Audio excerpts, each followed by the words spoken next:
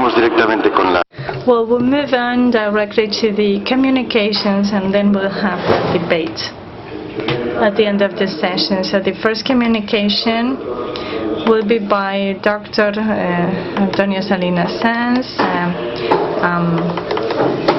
a pediatrician and researcher who has been working on pediatric hematology.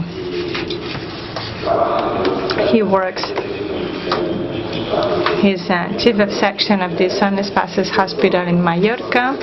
He's a doctor and has a PhD from Complutense University and is an associate lecturer at the School of Medicine of the University of Islas Baleares.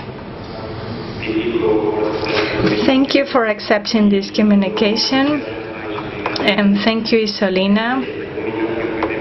This communication belongs to the group on bioethics of this Asociación Española de Pediatría, and we want to talk about the clinical implications of the CRISPR therapy in children with this disease, with the sickle cell disease. The news broke on December 15, 2023, when the EMA recommended the authorization for the first gene editing treatment. And we as clinicians wonder what was the accepted treatments or the accepted indications. The indications for this therapy are patients of 12 years of age or older with repeated vaso-occlusive crisis and who do not have a suitable related donor or whose circumstances do not allow them to undergo transplantation. So the elective treatment for the sickle cell disease that cures the disease is the bone marrow transplantation. So it was in February of this year when it was authorized in Europe, and we're still waiting for a market price to be set in Spain so that it becomes available for patients. What is the population? We requested data from the Spanish Registry of Hemoglobinopathies and Rare Anemias in Spain, and the cutoff date, people followed by the registry, is 762 patients. Out of those who are not subject to a transplantation are 517, and out of them, those with a number of crises between 2022 and 2023 is 129, and then out of these, 2 vaso-occlusive events, 39. So it's really a small number out of the 400,000 patients in Africa that could benefit from this therapy, but this therapy probably won't get there. So this therapy in the sickle cell disease, it's an ex vivo therapy on somatic cells. It's a knockout therapy, gene deletion of the area that contains the regulatory elements of the gene expression of the gamma chain, so that when we inhibit the repressor gene, we can have more gamma protein, more gamma hemoglobin, and then fetal hemoglobin. So these patients, when they have high fetal hemoglobin, can be asymptomatic, and that can be even considered to be cured from the disease. The problem is the cost, because this therapy has an estimated cost of 1.9 million euros compared with previous malablative therapy, compared with the HSCT, which is around 400,000 euros.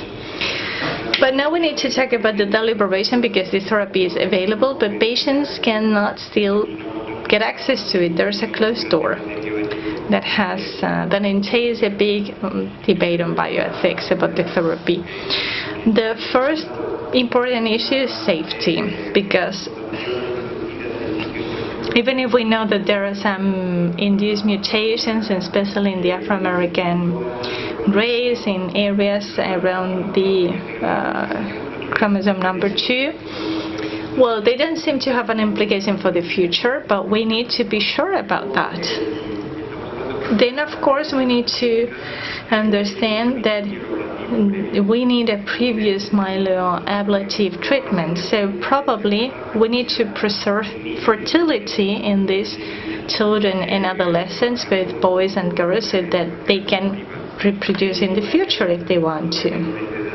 We're talking about minors, and of course we need to decide and the best possible gamete preservation technique. We also need to understand the implications of having high fetal hemoglobin for the rest of their lives. In many cases they have mosaicism, so they have fetal hemoglobin and probably combined with sickle cell hemoglobin. And then we also need to understand that we need informed consent by the parents, and of course we need to understand, we need to inform the minors, and they need to understand the risks. This disease is a real challenge in our offices, in our practices, because sometimes we have language barriers, we have cultural barriers. Sometimes they don't understand the disease, they don't understand the treatment, they do not adhere, they do not comply with the treatment. And we can even think about whether we should defer this therapy until when they are 18, because the evidence shows that there is not much difference on the outcomes when deferred. But this is also an ethical consideration. Why defer a treatment on a patient under age if they can have fatal complications, for example an acute thoracic syndrome? If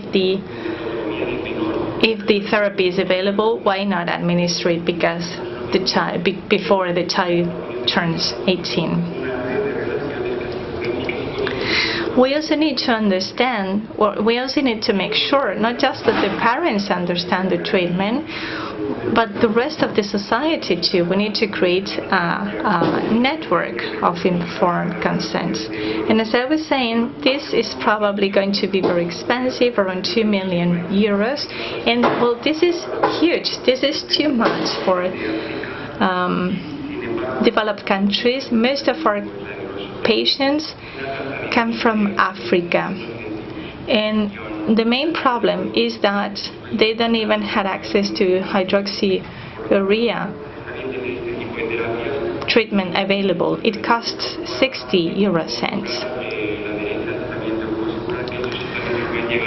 Hydroxyurea is a treatment approved in Europe and other countries for the chronic treatment of the disease because it promotes the synthesis of fetal hemoglobin.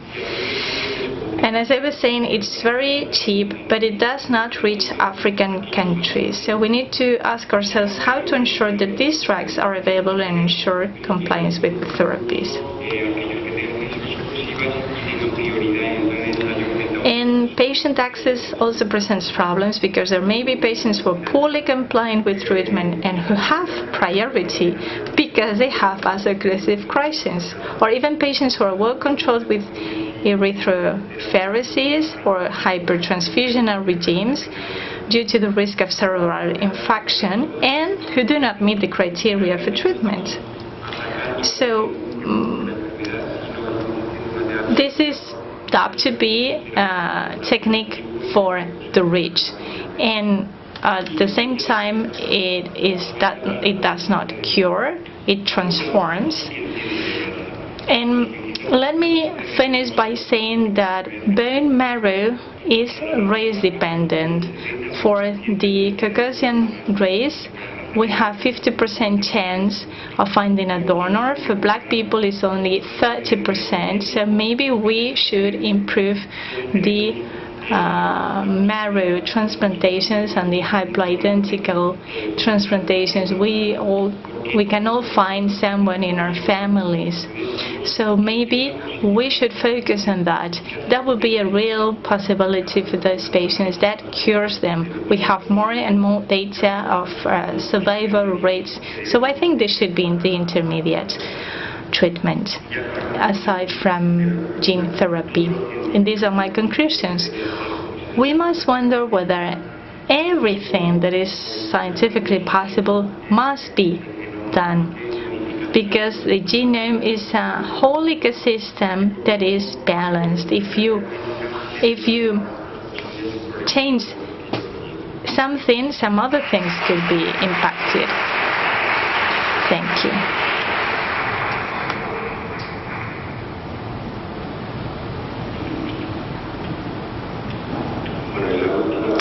And then the second presentation, the second communication, Tiago, Miguel, Rosa, García, a young pre-doctoral researcher at the Salamanca University in the Department of Moral Law, History of Law, and Legal, Moral, and Political Philosophy. He will be talking about the transformative ethos of the CRISPR technology. Tiago, you have the floor.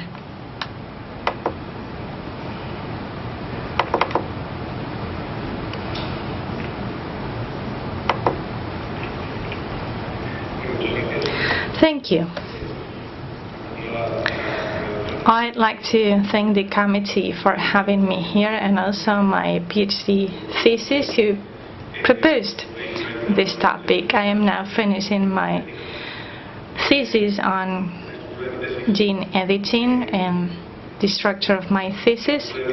The structure of my thesis is based on the problem of gene editing and the bioethical problems, and then some more topics, sustainability, precaution, etc. So I will be talking about this, about the intention of the CRISPR technique, which is a philosophical question. And as I was saying, it was proposed by my thesis director, Carmen Velayos. I want to contribute by offering you our ethical and philosophical reflection. So we could say that reprogenetics and CRISPR as the main tool that works in reprogenetic techniques is moved by three reasons. Reprogenetic techniques that can cure but do not cure, because as Tina really says, the germline editing does not cure. We're not curing because the disease is not there. It's a potential disease. So it's a therapeutical prevention, so to say. So as I was saying, the clinical reason, the parental autonomy, and the economic reason. These are the three reasons. So I will say that CRISPR, and especially the illegal interventions in embryos, are evitable, are avoidable, because of the ethics and the regulation, of course. And we can talk about soft determinist deviation explained by an ethos and a transformative will that is inherent to this technique. So first of all, I will define what I mean with technological determinism. We have technological determinism, the idea that talks about the power of technology to change our society, the social structures, the economy. And in In a sense, technological determinism says that technology decides the evolution of human processes, and we have a hard technological determinism that thinks that technology is the only cause for some historic events, and then we have soft technological determinism, the same one but nuanced, that is not reductionist, does not reduce all the causes of complex phenomena to the emergence of technology, but that is nuanced by social and human nuances. And then we have technological imperative.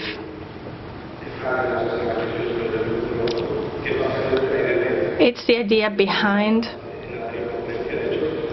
what the speaker said in the previous conference. Even if something is technically possible, it seems it will be done. So the technological imperative is never avoidable in the hard technological determinism. It can be sometimes avoided in the soft technological determinism. So now we're going to analyze the evolution of CRISPR based on these approaches. We're going to analyze whether the use of CRISPR in the germ line, not necessarily embryos, has been determined by a technological imperative, and whether it belongs to the soft or hard technological determinism. But first, let me talk about the risks. We have technical risks, the off-target effects, the on-target effects, and mosaicism. These are addressed or addressable by empirical science, but since genes are pleiotropic, there is always an inherent risk that is not only present in the germline editing, but also in the somatic therapy or the somatic enhancement. This inherent effect is always present. This inherent risk is always present, so we must understand that we can never be sure of the outcomes. And finally, we have the transformative risks. Well, very quickly. First interventions took place in China in 2015, as the previous speaker said. Those first interventions were illegal because they did not ask people whether they agreed or not, and there was no global consensus to justify them. And after these two interventions, some people asked to stop embryo interventions in Nature and Science papers. And then in 2017,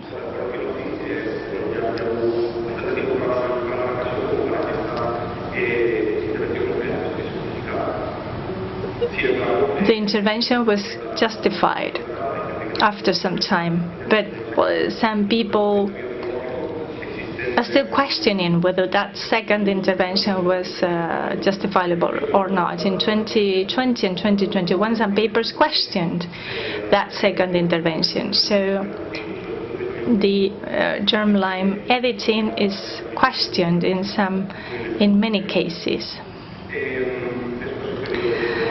And then we have the Jiangqi issue.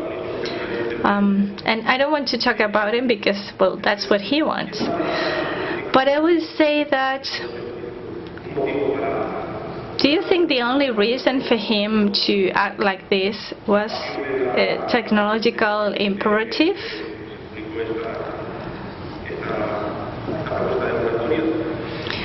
Anyway, after the Jiangqi's case, there was a proposal for a moratorium. And I can recommend you to read Bailey's works and Montoliu's works too. Well, I will move into my conclusions. We know that the claims and the position papers by the scientific institutions have rejected all this, but the germline editing is still considered to be a reproductive choice in our health system. So this is, so to say, a technological determinism, but because even if the idea of everything that is possible will be done is rejected, there is a translational path towards considering CRISPR a reproductive technique. And this is the reality. This is what is already ongoing. There is an international prohibition of the germline modification and ratified by many countries. This is the map performed by some academics that shows that there is, so to say, an international consensus not to intervene on the germline. So even if the technological imperative makes us think that ethics is useless, this is not true, because society has spoken up. For example, in this list of declarations of institutions, people adamantly rejected non-reproductive pregnancies, unlike what He Jiankui did. So now we know that the technological imperative is a fallacy, at least. Or we could even say that it's fake. But we could wonder whether CRISPR in the future really changes our reproductive practices. Do you think this is related to technological determinism? In that case, we would be attributing an ethos to the CRISPR technology, but to what extent? If we think it is radical, we will be embracing the ideas of authors such as D.M. Silver, Julian Savulescu, or John Harris. Silver, in Remaking Eden at the end of the 1990s, proposes a dystopian which he describes what can exist. The costs go down and reprogenetics becomes affordable for everyone. Do you think we'll be reaching that situation? Do you think there is evidence to support that ethos, the ethos in CRISPR is not a reduced ethos but a radical ethos? And then we have Rethinking Reprogenetics by Immaculada de Melo Martin, where she says that these authors are using or embracing the technological imperative that favors general reprogenetics. And they accept that changes will be inevitable, that they will be progressive and positive, even if we must understand and remember that there is always an inherent risk. So I think we have indications or signs of soft technology deviation. If we consider that there is a soft deviation for the CRISPR technique applied to embryos, we are recognizing that there is a transformative reduced ethos. But what does this mean? Well, this is a technology that entices, that encourages us to choose in general. It doesn't have a selective ethos, but transformative. And this transformation is not a correction, no. It is a transformation, a general transformation. What does this mean? That this is the real dichotomy in the use of germline editing, because it is not corrective, it is a transformative intervention. And this is why CRISPR technique is very disruptive. And I think this is what we need to cover in the Geneva Statement signed by Roberto Adorno, Francois Baylis, and other experts. So my question to you is basic or foundational knowledge really neutral, as Professor Garrafa was saying? Because now in the contemporary times we're being carried away by the technical intention and the technical and economic interests.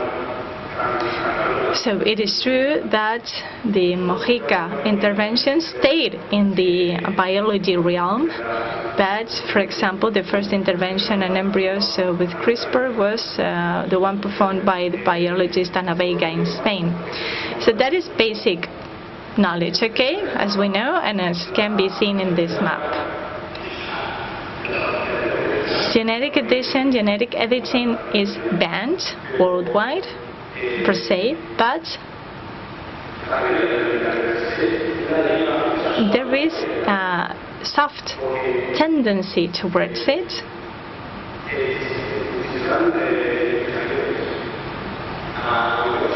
Because when someone is doing research about it, even if it's not being applied to real pregnancies, that knowledge can be used for future pregnancies. So the question would be, why doing research and applying CRISPR to embryos is not with reproductive intentions? This is a counterintuitive thought, a counterintuitive action, because there is this overlapping between the ethics and the technology world, stakeholders of genetic editing. It is interfering with our reproductive capacity and our very human life. So this is not just internalist questions, but externalist ones too. This debate is not closed, whether germline editing is preferable over other techniques, but this editing together with CRISPR is determined by self-technological. Well, we are okay in time, and well, you know that there is in this table some of the speakers will be intervening in video format, so they won't be able to answer to your questions, but at least we have their speeches. And anyway, we can use the debate time for questions between us. The first communication is by Fátima Zhora El-Kebir. She's a member of the scientific committee of the International Bioethics Society. She is a third cycle doctor for biology and cancerology of the Paris University. She's García in parasitology, and she's the director of the biology, development and differentiation lab at the Oran University, vice president of the ethics committee at the Oran University, vice president of the Mediterranean Interdisciplinary Observatory of Bioethics Committees, member of the National Teaching Committee, she's the director of the Institute for Earth Sciences of the Oran University, and also a member of the Intergovernmental Committee for Bioethics of UNESCO from 2000 to 2004. And well, she couldn't make it here for family reasons, but she sent her presentation, and so we are going to read it out loud. So Professor El-Kebir has sent her presentation. I'm gonna, well, read it out. Ethical aspects of CRISPR, Case 9, Introduction. For many years,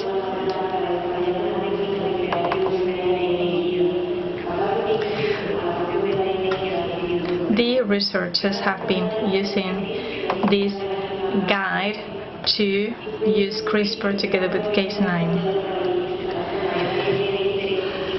Researchers have been adapting a natural bacterial mechanism to develop a technique for creating a guide RNA capable of attaching itself to the portion of DNA they have decided to cut.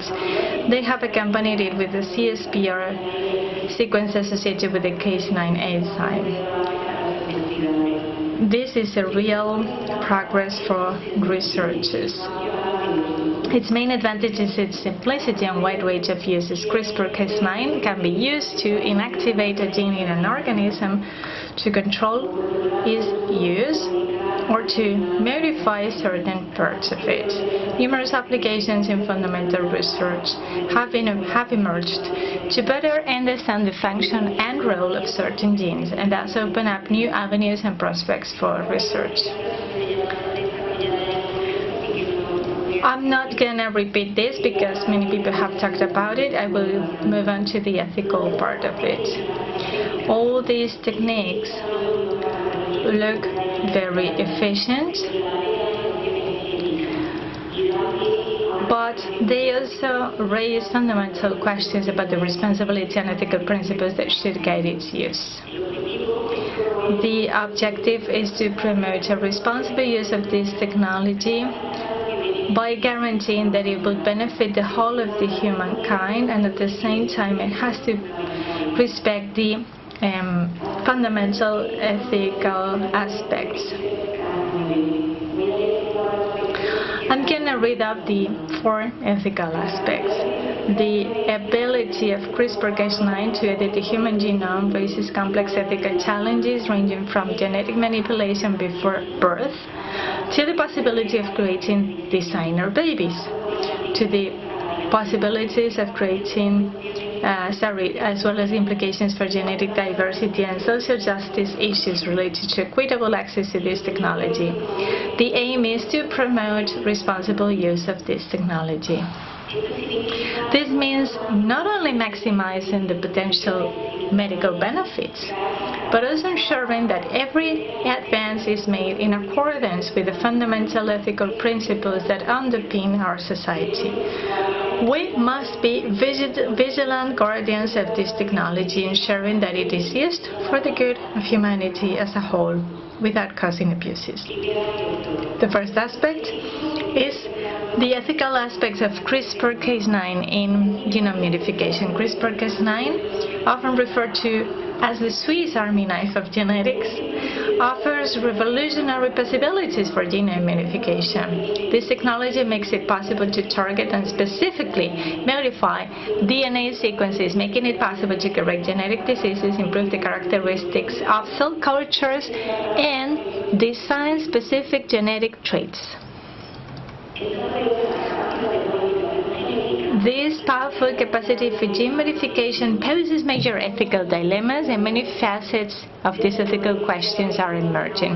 Many renowned researchers have called for a moratorium on the use of CRISPR-Cas9 for research on human embryos, and for this research to be supervised to preventive uses in its use. The use of genome editing is highly regulated in countries that are signatories to the Oviedo Convention, which prohibits modifications that can be transmitted to descendants. Genetic diversity is an essential component in the survival and evolution of any species, including humans. This genetic variety provides the genetic flexibility that enables a population to adapt to the changing selective pressures of its environment. It results from the natural variation of genes without a population, offering resilience in the face of environmental change, disease, and other evolutionary challenges. In terms of the implications of gene editing on genetic diversity, the widespread use could potentially reduce genetic diversity. So we need to offset these benefits against the possibilities of really reducing genetic diversity.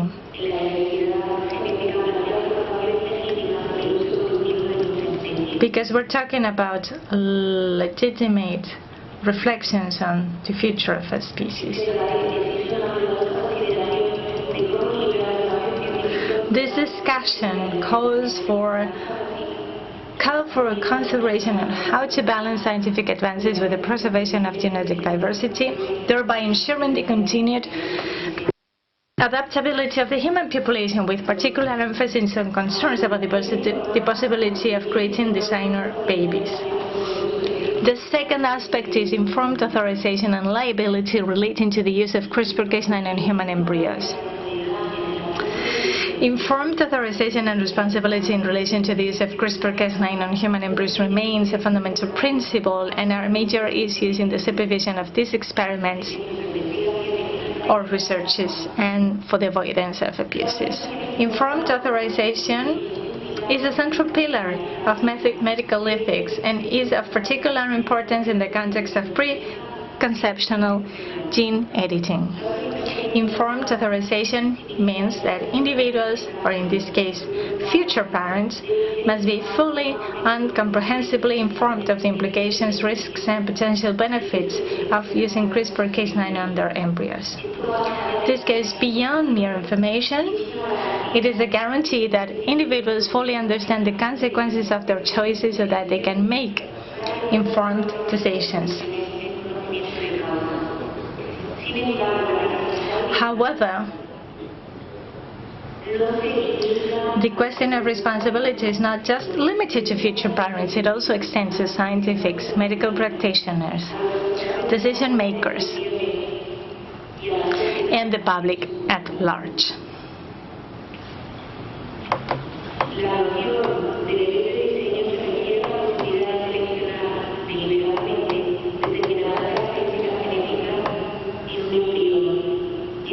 The notion of designer babies refers to the possibility of deliberately selecting certain genetic characteristics in an embryo, going beyond medical treatments to prevent serious genetic diseases.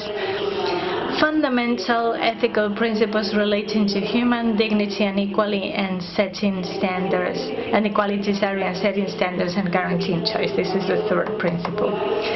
The temptation to genetically perfect our children raises concerns about the social pressure and preconceived aesthetic standards that could emerge. This capacity for genetic manipulation may accentuate socioeconomic inequalities and raise questions about equitable access to these advanced technologies. The social justice issues raised by access to this technology are a concern for society, public authorities, researchers, and health specialists, who must ensure that the benefits of gene editing are equitably distributed, thus avoiding a widening gap in already existing inequalities. And the fourth and last point is fair access to these techniques. Gene editing offers great potential for improving health and quality of life, but these advances raise fundamental questions about equitable access to these advanced technologies. The impact on social justice must be taken into account so as not to create a disparity between those who can afford these treatments and those who cannot. Equity in access to gene editing is not just about access to treatment, but also about participation in decision making. It is imperative to ensure that all voices, regardless of socioeconomic status, are heard in discussions on the use and regulation of this technology. Research and development of these technologies should be directed towards applications that benefit society as a whole, rather than a narrow elite. The ethical design of access policies must be sorry at the heart of debates to avoid creating a future where genetic benefits are distributed unequally.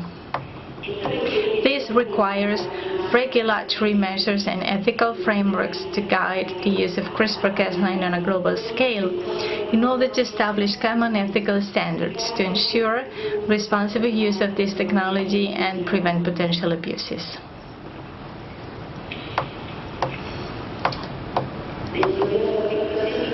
And now we have the legal aspects of CRISPR-Cas9.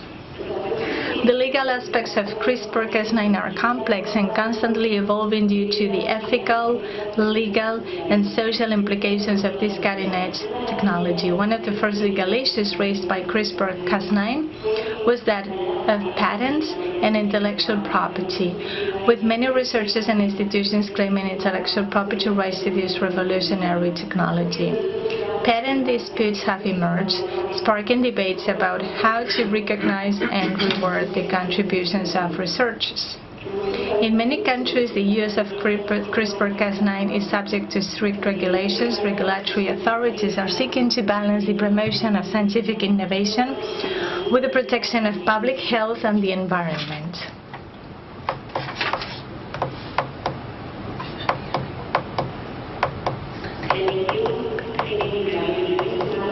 Gene editing on human embryos raises distinct legal and ethical issues. Some countries have explicitly banned the practice, while others have authorized it under certain conditions.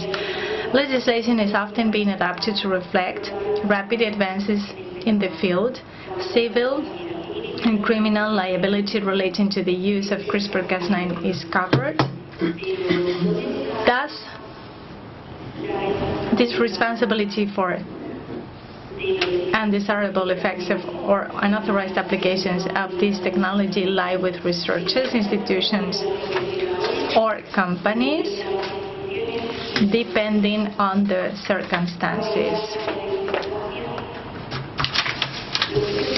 The crucial elements of the legal discussions surrounding the use of CRISPR-Cas9 in human beings are the ethical issues linked to the consent of the people concerned, informed authorization, and respect for individual rights.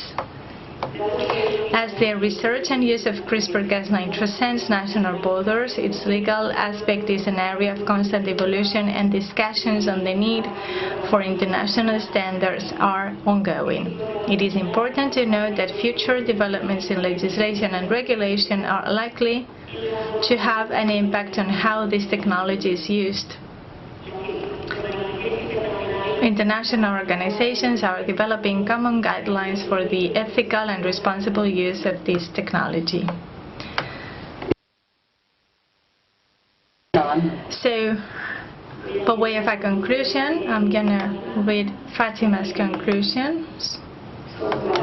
4 conclusions. First, access to gene editing is not just about access to treatment, but also about participation in decision making. Second, social justice in relation to access to gene editing is essential to ensure that these scientific advances benefit humanity as a whole.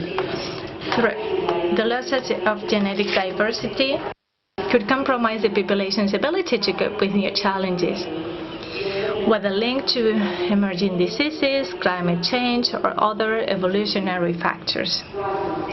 4, we need to think deeply about genetic diversity and its potential impact on the long-term adaptability of the human population.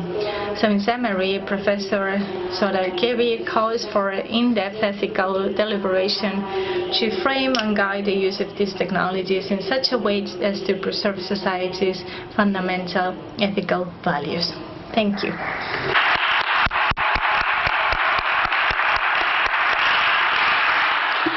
Muchas gracias, Noah. Thank you so much, Noah. Thank you, because it is difficult now. She sent the communication in French and she had to do some translation work as she read along. We greet Fátima. I guess there is a streaming recording and she will get it. We have only 3 minutes for a very quick Q&A. Okay, so we move on to the next presentation. Mr. Julio Tudela Cuenca and Lucía Gómez Tatay. Julio Tudela is a pharmacist, university professor, director of Bioethics Observatory, Catholic University of Valencia. He's also director of the Bioethics Observatory of the Institute Sciences of Life, and his presentation is entitled Analysis from the Perspective of Personalist Bioethics of the gonad technique and its variants as a possibility of germline gene therapy in humans. You have 8 minutes for your presentation. Muchas gracias. Esto es una dosis de estrés. Lo de los 8 minutos es una dosis de estrés. You have stressed me out, telling me I only have 8 minutes. Thank you for the invitation to the Congress, and congratulations to all the speakers. I'm going to tell you something about a new technique, but here we also have another topic, recurrent topic in the Congress on germline genetic editing. Something that is going to happen, yes or yes? Well, it has happened outside the law, but it will happen undoubtedly within the law. We're going to see gametes and embryos, edited embryos. We do not know when, but it will happen.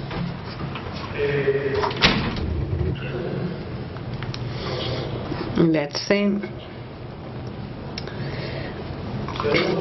Okay, so we can apply this editing to gametes or to the early embryos. This way we can modify all the cells of the organism, and this has many advantages and many hindrances or disadvantages. Human embryo genetic editing has been done or performed for a long time, as you know, and many of my colleagues have already mentioned since 2015, 2016.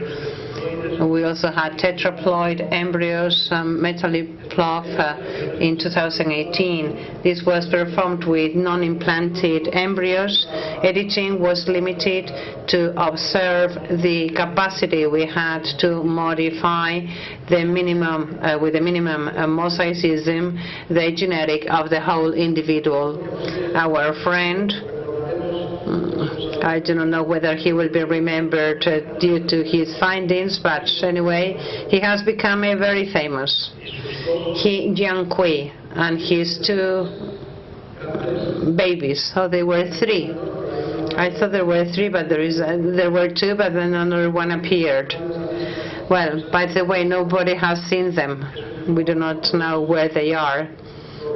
It cannot be demonstrated. It has not been published in any, well, magazine, and nobody has seen these girls, Lulu and Anna. Here you have a caption of our observatory. You can visit it and read it thoroughly. The germline genetic therapy demands 3 steps. First, to obtain embryos in vitro. Second, microinjection of DNA. The CRISPR elements, the proteins, etc., to induce the genetic change. And when all this works, the transfer to the uterus. This is very complex. First, we have to go for in vitro techniques, and here there are ethical issues at stake. For example, so the obtention of embryos in the lab, supernumerary embryos many times, and we do not know what to do with them anymore after all, because not all of them are useful for our experiments, and this poses many ethical issues. And then we have to go for microinjection of the DNA, and then transfer. And this requires a lot of work. This has been performed with mice, with animal models, the gonad technique.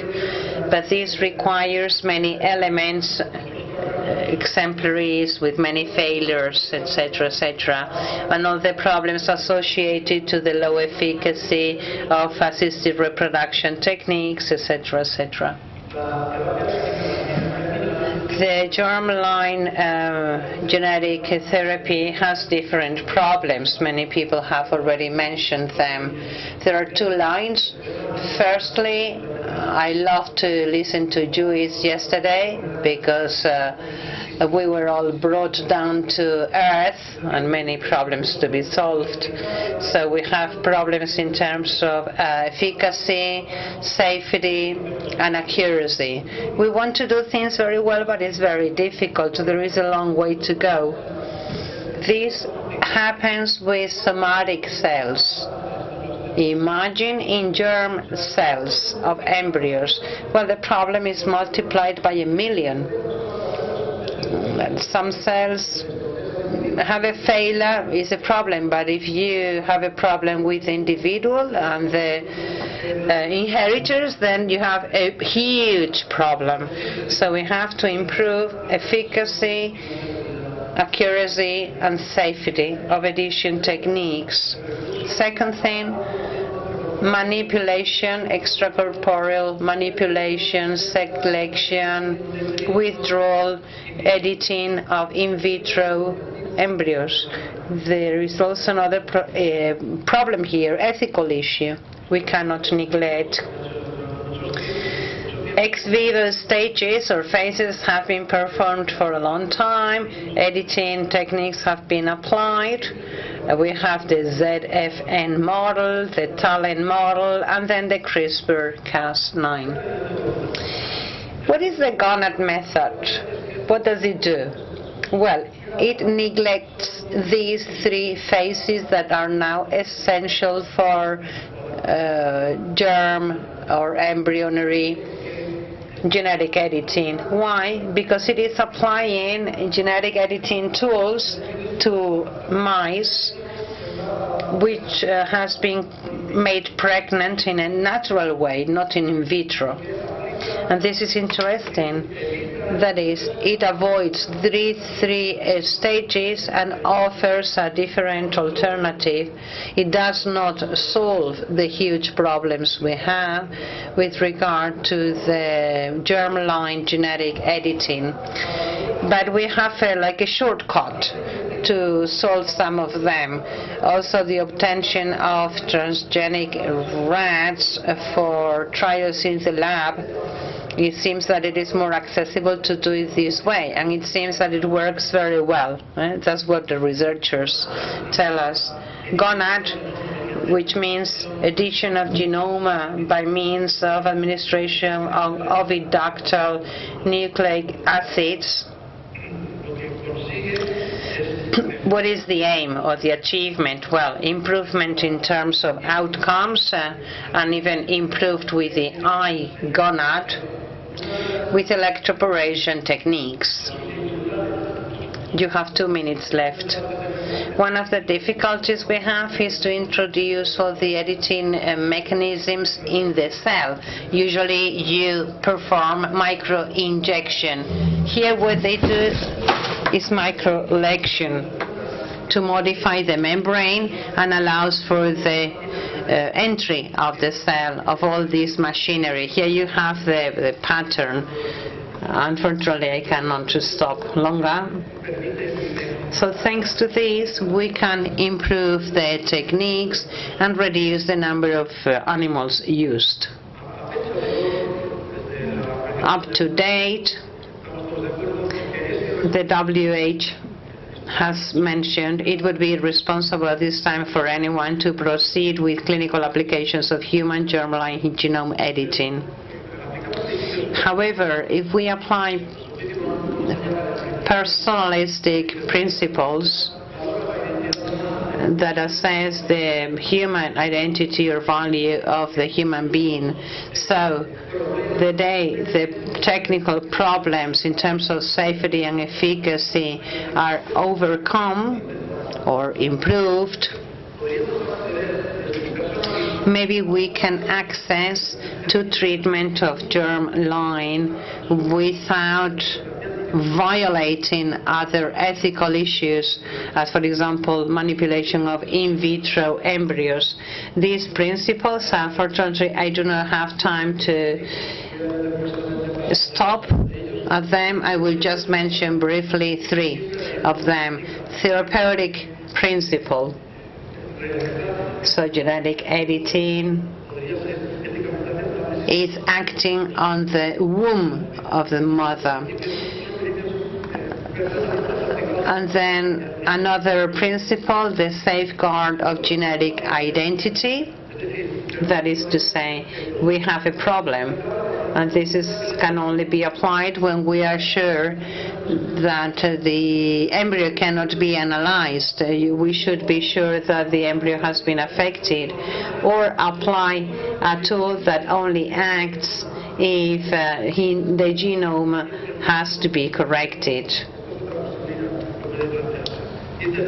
And thirdly, ontological and axiological difference between human beings and mankind. This will never be transferred to human beings until we have enough efficacy rates in animals. That's it from me. Thank you.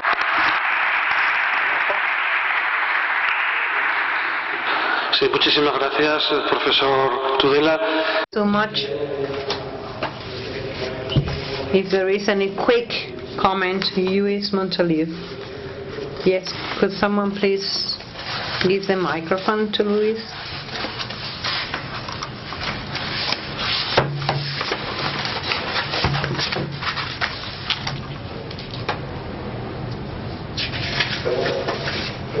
Hello, thank you, Julio, for informing us about the gonad method. Just recall that gonad method was developed by a Japanese, Tezuka, because he was fed up with waiting for the micro-injection service to inject his embryos. So he developed a method to avoid injection. And that is the positive part of it. The non-positive or negative part of this gonad method, and that's why I would like to make this comment, is that you have to take to the oviduct enough quantity of CRISPR product, micro-injecting a very tiny quantity of micro-CRISPR in the embryo is different from filling in the whole segment with CRISPR products so that the modification of embryos is efficient. And this is why when the technology is applied in the lab is very, very expensive. Super expensive, because the quantity of protein cast that you need to fill in the whole oviduct of a mice is huge. Imagine then the amount you need to fill in a human oviduct, no? A woman's oviduct. So although it is a technological possibility, it is there. We have financial issues and also a technical issue, no? That cannot be overcome so far. No other question, comment? Okay, so Tudela, you can come up to the panel and we will move on to the very last presentation by Nuria González López. Nuria González is a lawyer and she's a Spanish activist for the rights of women and children. She has a degree in law, a master in human rights, specialized in bioethics. She has worked in Mexico and also as a lawyer. So she has a lot of experience in legal matters and forensic matters, also worked for the City of Mexico. She's a university expert in intervention with people who have been, women who have been subject to abuse or prostitution. And she has also worked in legal reforms in the civil and penal code in the matter of human rights of women in Mexico.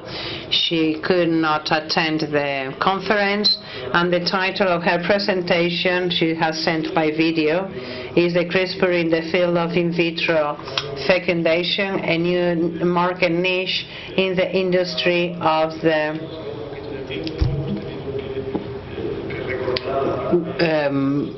surrogacy wombs, or subrogant wombs. Take into account that the presentation that there is no presentation, there is just a video.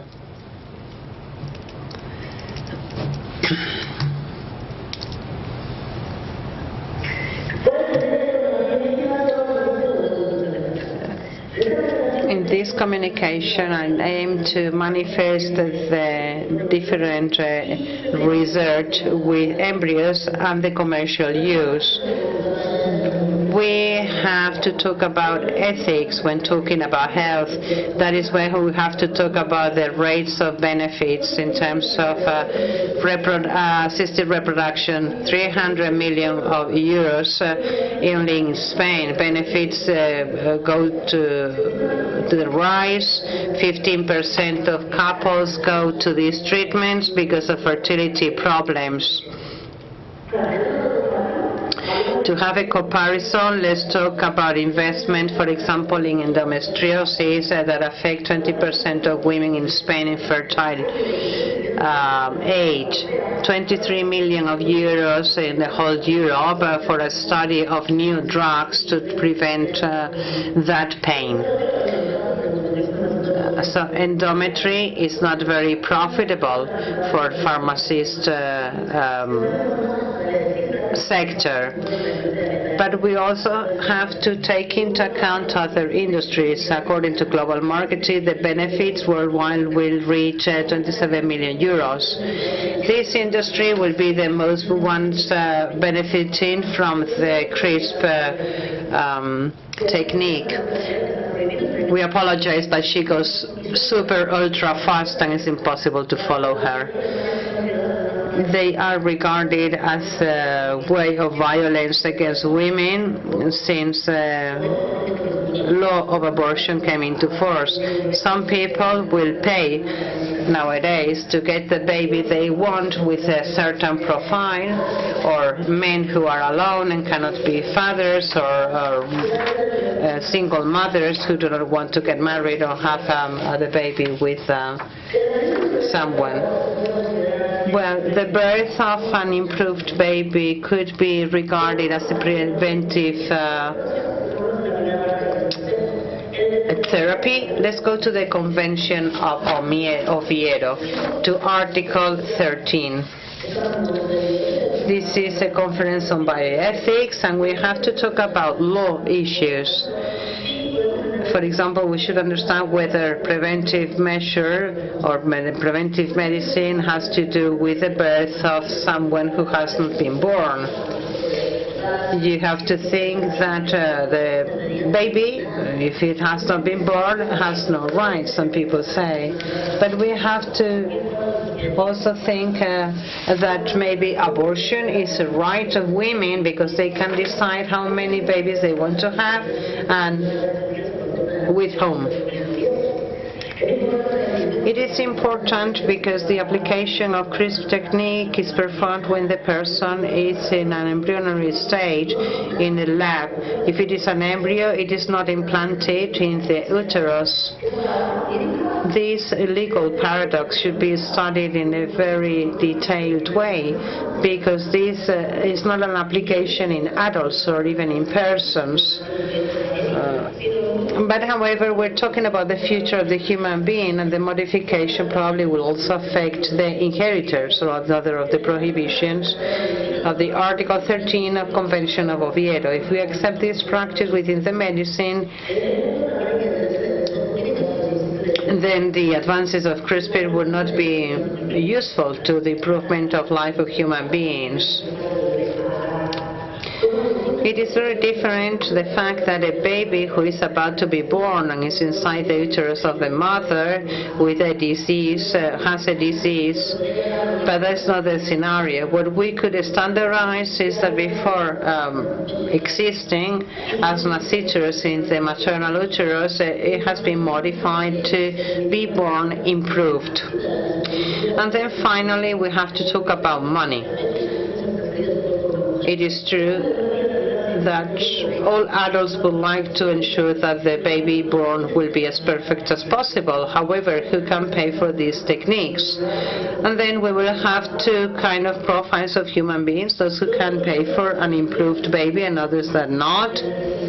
We have also seen that there are many people who can pay for these millionaire techniques. This is the reason why this branch of medicine is one of the leading ones in the research of the CRISPR in future babies. What is the relationship between reproductive assisted and the other technique? We should recall that reproductive exploitation, known as the surrogated gestation, is prohibited almost worldwide. To locate this subject matter, we have to say that a surrogate pregnancy is not an assisted reproduction technique. To rent a woman has never been so. Another thing is that some people grow a baby in the womb and then gives the baby to a couple for some money. So it is a contractual kind of deal. However, this kind of transaction is anti-legal and anti-ethical. And then we should try to think if we are going to allow or not the technical CRISPR in these embryos. But the answer is very simple. If there are people who go to a clinic to have these babies, surrogate babies, because they cannot have children, and they want to have a specific baby with a specific profile, this industry is announced and advertised worldwide without any restriction, and also, for example, the guarantee of the health of the baby as the object of the contract. Now, we have the genetic selection, which is performed through the choice of the pregnant woman, as if they were the owners of the genetic material of that person who is going to give birth to that baby. If this current selection could be ensured through genetic manipulation of the genomes of the embryos, well, we would be facing a qualitative leap also for this industry, because among the catalog of services they would include improvement CRISPR of any characteristic that they could touch upon. We also have to talk about the source of genetic material that is necessary for research CRISPs and the posterior use in the VIF, that is the eggs without which no kind of research would be possible. The victims are the poorest women who, because they need money, they are subject to these kind of pregnancies. One of the leading countries in egg donations, they do not even know where those eggs are going to end up. It would be ethical to think about these eggs and this genetic donation, because probably some of those eggs that are not useful for pregnancy, they could be used for scientific research. However, it seems that we could get to a situation in which a genetic material could be used to create improved babies and therefore increase the balance account of all the industries linked to in vitro fecundation. And this is what we could face in the future with the CRISPR techniques, that is, that it will be used by some people who have the money, to create perfect babies. For some years we have witnessed how advances of research on assisted human reproduction is proportionally inverse to the investment in research. We are facing a huge opportunity to improve health of all the humankind, and it should be a priority when discussing the positioning of CRISPR, benefiting everybody. But we cannot lower the legal and ethical demands that are translated into many reports just to have an industry to favor some human beings and no other human beings. Any company just wants to increase the figures in the balance account without taking into account the rights of other people. Thank you. And we apologize for the translation. Improvement techniques. Thank you, because I still do not understand it very well. Gloria María. Nos quedamos. Suárez. Va a ser la persona que va a presentar la primera comunicación. First communication, Gloria Marcia González Suárez. She is studying law at the University of Oviedo, and she has experience in the assessment of health technologies. Her presentation has the following title: Is our legal system ready for the CRISPR-Cas9 tool? 9 or 12 or 13, who knows? Okay, firstly, thank you very much to the scientific committee for allowing me to be here with you. My aim aims to share with you the status of art of the legal system regarding the germline and genetic editing, and I focus on the germline because I think there is greater concern, because the modification may be inherited by future generations. A topic I would like you to take into account, and I link to what Professor Zhora has just said. It has to do with the aim of this intervention, because most people defend that only the use of genetic editing should be allowed with a therapeutic or preventive aim. However, we have to take into account that this terminology conception may vary throughout the time, because at a certain point some situations may be regarded as therapeutic and not, or not later on. But individual and the society are the ones who coin as disease a certain event, so it is a result of a social construct. Usually, law is one step behind technology, technological advances. It has been said that the germline genetic editing seems to be prohibited, but there are some interpretations that may open it up. In international law, there is no compulsory convention that regulates genetic editing. However, we have the UNESCO declarations in relation with the human genome. They are not binding, but they address important issues, and it is a way to urge states to legislate on bioethic problems. And they could also be a starting point or ignition point for future legislation. Also highlights the 1997 declaration by UNESCO on genome and human rights. Although it is before the CRISPR tool, it has a statement that has to do with the germline. Also mentions that Article 24, the International Committee of Bioethics of the UNESCO provides counseling, more specifically regarding the identification of practices that may go against human dignity. For example, germline interventions. Well, this could go against, could be interpreted in another way. Or it could be that it is only a way to differentiate between whether it is with reproductive or non-reproductive aims. and it goes against the human dignity if it is done with reproductive aims.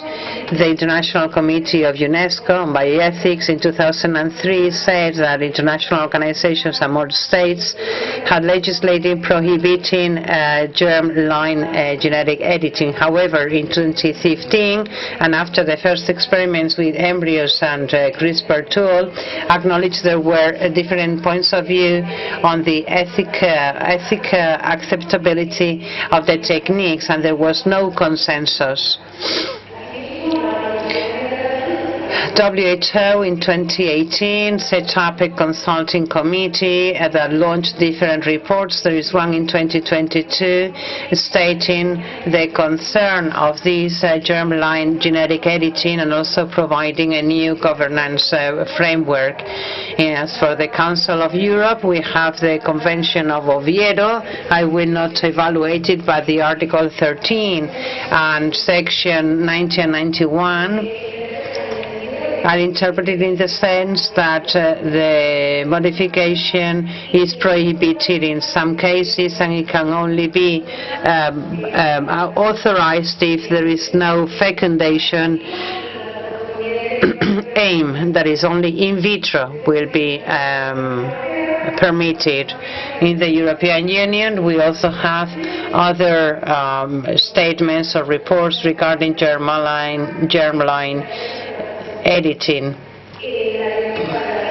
The directive regarding, for example, technological advances establishes that there is a consensus right now, and it seems that the germline genetic editing in human beings goes against morality and public order.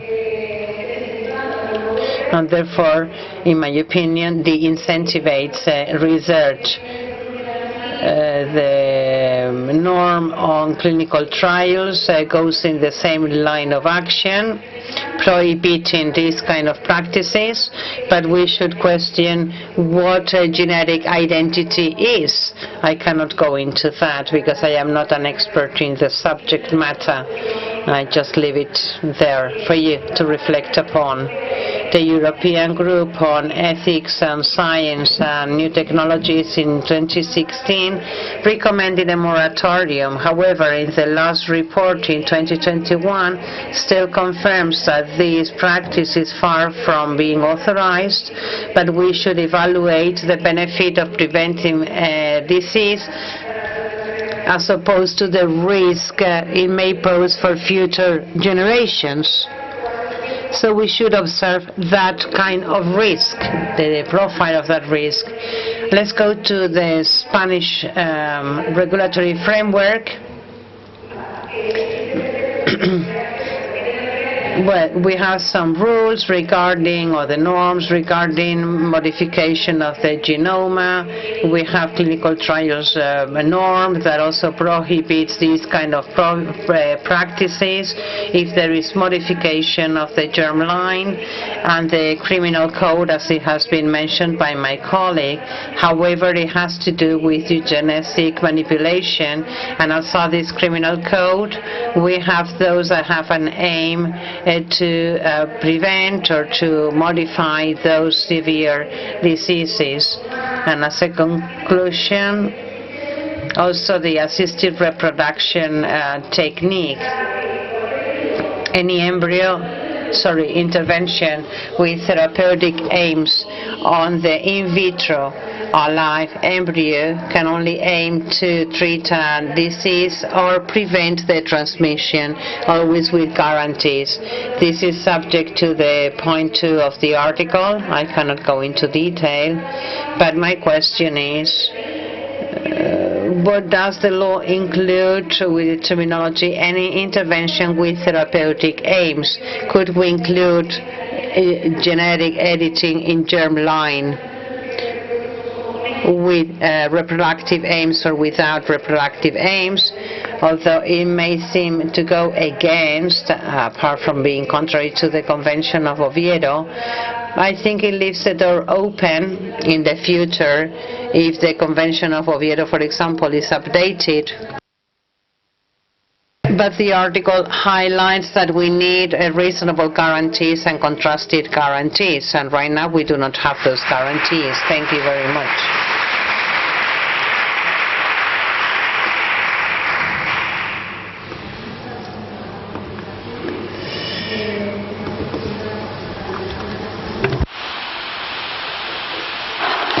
¿Está?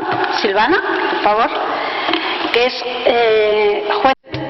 Next speaker, Silvana Alejandra Castaño, Judge of First Instance in Civil and Commercial Matters of Córdoba Capital. Her paper is entitled Scientific Genetic Editing, Scientific Liability and Appropriateness of Exoneration Similar to Developmental Risks Prevention. Thank you very much to all the organizers, to the Bioethics Committee who have invited me to be here with you this evening rather.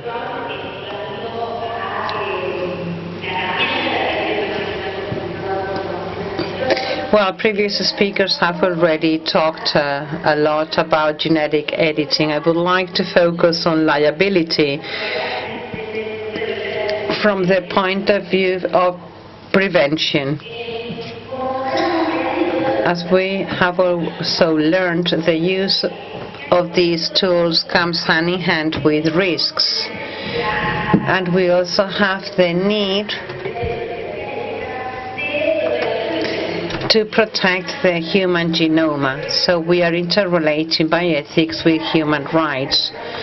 Thus, on the table, we have the autonomy of the scientist and the importance of the legislator to provide norms to avoid losing control. We know they are deontological control, it is also control of internal law, etc., etc. However, there are many warning voices regarding some dangerous development, not with therapeutic aims. Also, some people have mentioned the germline measures, and the WHO does not have any specific methods, have only focused on liability, transparency, and safety. It has also been said that research right now does not have enough efficiency regarding the use of tools, because some unexpected outcomes have been seen. Therefore, we need an ethical and legal approach to address this matter, because we have found some examples of controversial lines. As for liability, beyond the criminal liability we may link here regarding the involvement of the scientist, we also have to take into account a potential civil liability. According to the Universal Declaration of Human Genome and Human Rights. And hand in hand we have a catalog or a list of potential harms. So in the technical research, we also have to include these machines and tools the physician uses, the informed consent, the compliance with all the laws, and also this balance between risks and benefits. As for integrity of heritage, this has already been mentioned by my colleagues. That is the right of the person to inherit a genetic heritage that is free from manipulation, and also to protect the human species. So if we talk about an action of liability against the scientists or the group of scientists that are performing this technique, and the question we may pose is whether we could specify a cause of exclusion of liability. Estos riesgos de desarrollo que están previstos para algunas legislaciones para el caso de los daños producidos por productos defectuosos. Recordemos que Let's recall that there are some risks that are consequence because they could not be known in advance or beforehand. And later on, it is demonstrated the potential harm. As for responsibility or liability of manufacturers and producers, there is a positioning that denies this liability because it is not thought that they have intervened. It is not a consequence away from that activity. We should find the basis of responsibility in the principle of Enrico Provetto. Anyhow, it is a figure that is highlighted in some norm. As for conclusion,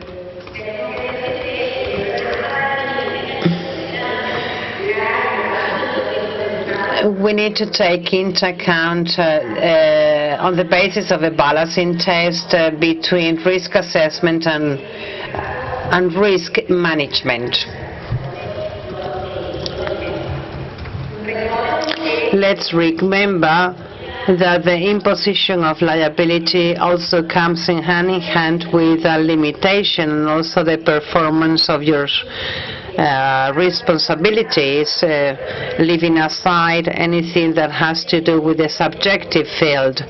That is, what is present is the principle of the defense of the victim. So we will be better to justify the activities on genome. Also, intervention can be regarded as a harmful activity, and thus the state, the scientific world, and many other fields of action that are making headway, they have to take into account the risks that can be acknowledged before or after the practices or activities. Above all, when it is very difficult to identify liabilities.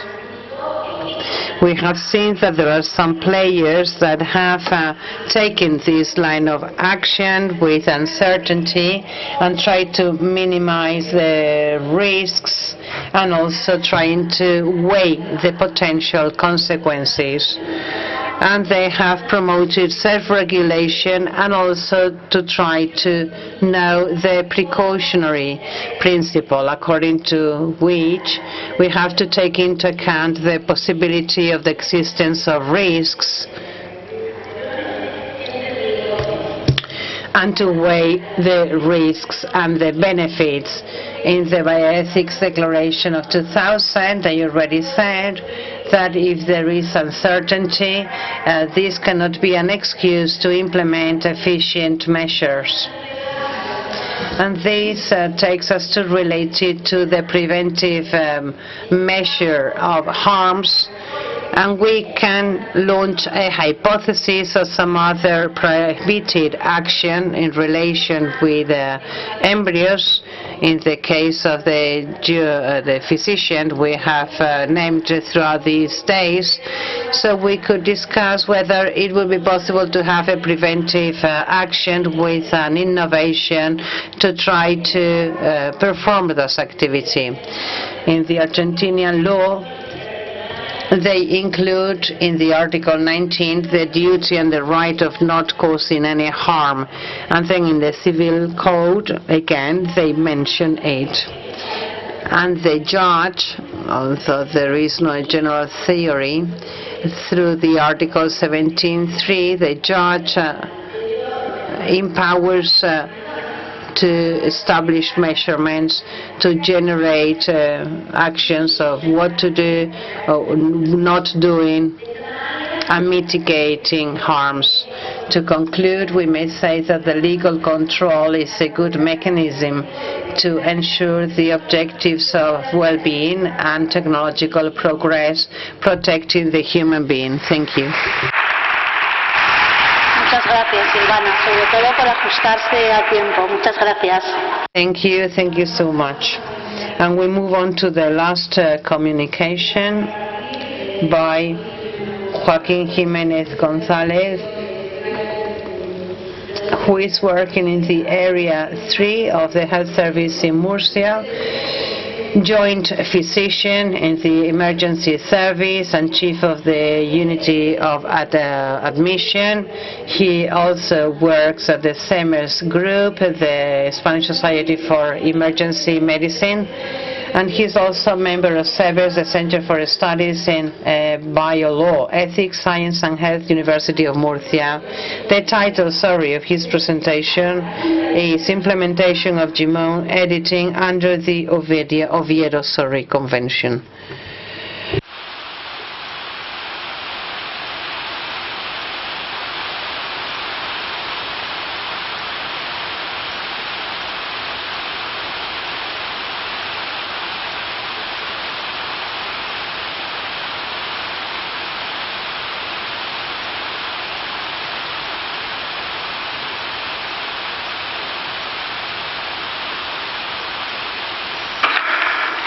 Hola, buenas tardes y gracias a la organización.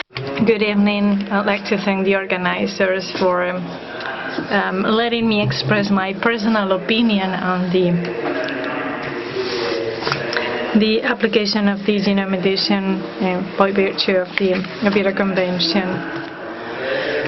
So, at first, we could say that it follows a restrictive reading, a restrictive interpretation using the precautionary principle.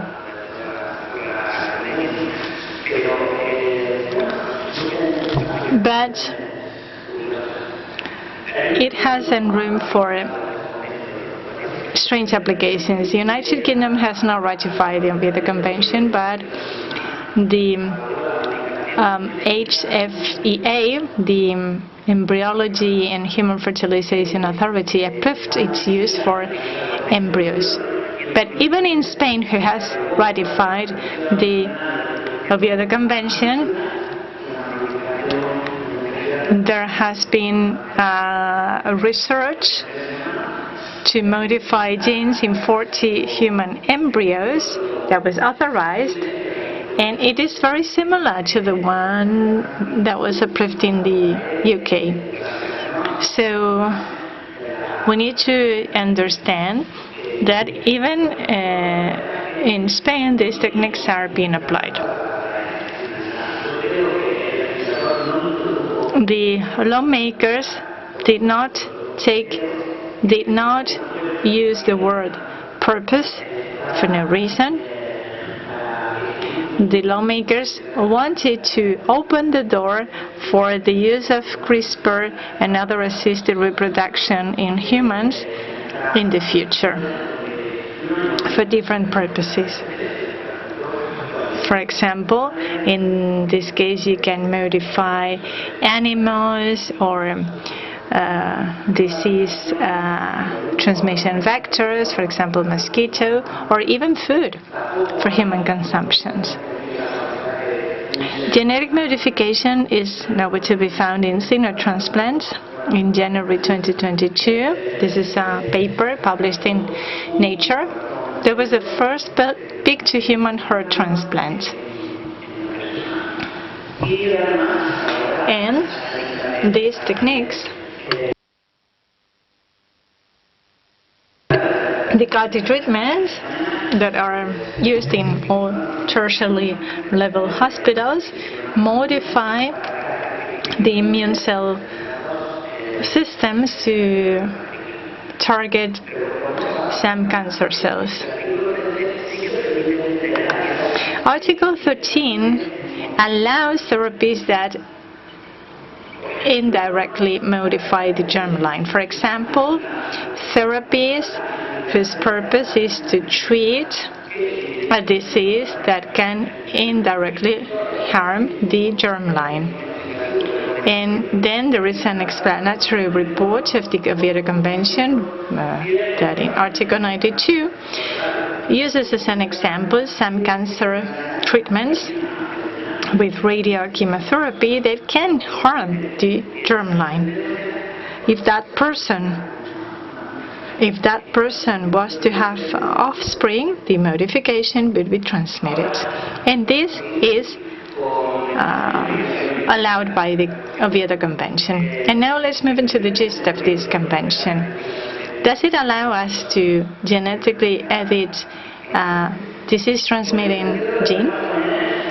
Well, we must understand that the scientific trend has been modified on a 5-year span. For example, you can see these articles in Nature and Science in 2015 that called for a voluntary moratorium. Then in 2020, the National Academies of Sciences, Engineering and Medicine in the US asked for the permission on its use on serious genetic diseases, and it also called for the creation of an international institution to regulate it. And this is the big question. And this is an invitation for you to reflect on it. The modification of an abnormal gene that can transmit a serious genetic disease means altering the genetic heritage of the future generations? I don't think so. So we need to change the paradigm, because modifying the gene is not something abnormal. Modifying the genome can be abnormal, but not the gene. What about the purpose? Modifying an abnormal gene is not a purpose. It is a means to an end, in this case to prevent a disease. I will leave it there. I'm not the only author to think like this. I think Article 13 of the Oviedo Convention, by talking about purposes, opens the door for this interpretation in future applications of the genome editing techniques. Then in the explanatory report of the Oviedo Convention,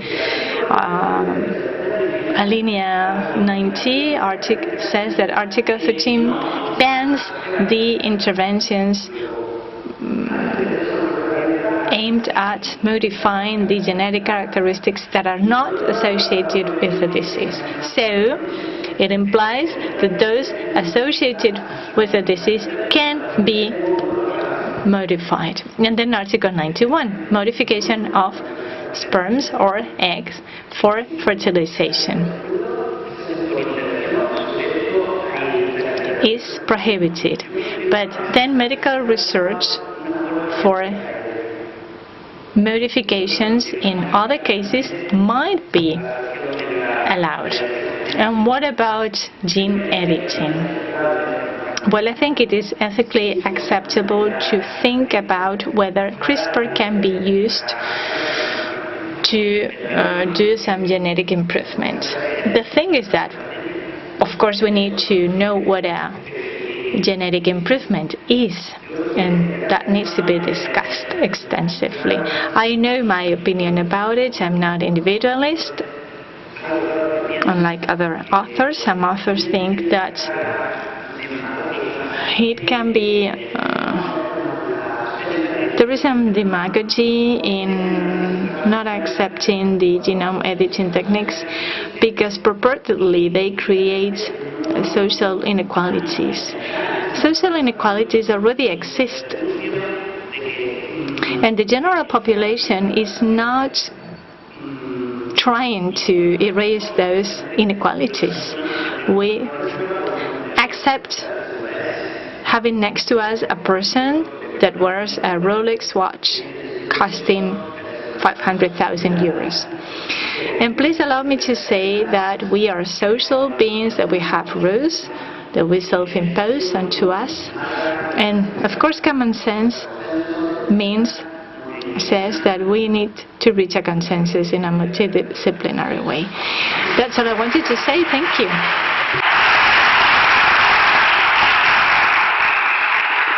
Pues a ver cómo vamos de tiempo, hasta y medio. We have maybe time for 2 quick questions until 6:30. No, we ran out of time. I'm sorry. No, we don't have time for questions. I'm sorry, Luis. No. Maybe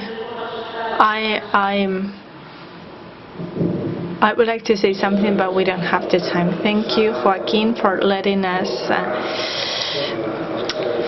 dare to think about this. Thank you for provoking us. I wanted to say that Dr. Ana Veiga strictly complied with Article 13, because in those cases, those embryos that were genetically modified with CRISPR, they won't have any offspring, so that's why they are totally acceptable under Article 13. What do you think? Well, 10 seconds.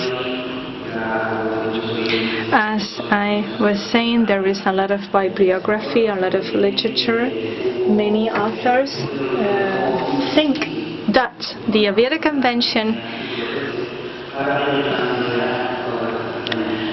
opened the door or left an open door by using that specific word. And I just wanted to make you think about it. I am a doctor, and I think if we want to cure, we need to use the scalpel.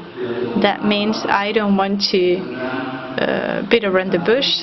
When we surgeons find the space for intervention, we perform our intervention, and if it's not possible, we close the wound, and that's it. So I think we need to dare and think about this and reflect upon these things. I just want to use a minute for a final conclusion. When genetic editing was first used, people thought about this kind of diseases: fibrosis, sickle cell disease, COVID, etc. But then, of course, human beings deviate from the core of the matter.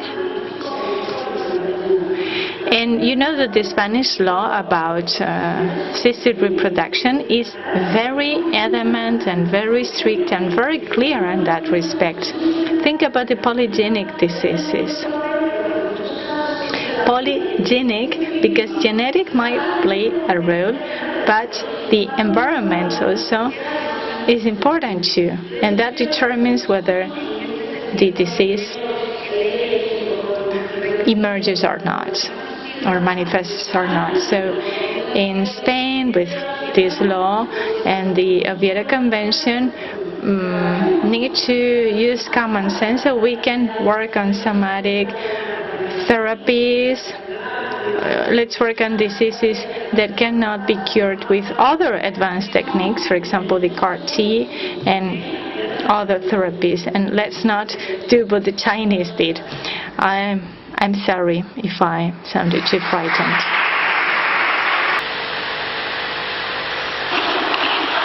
Buenas tardes. Good evening. Evening, yes, because it's quite late.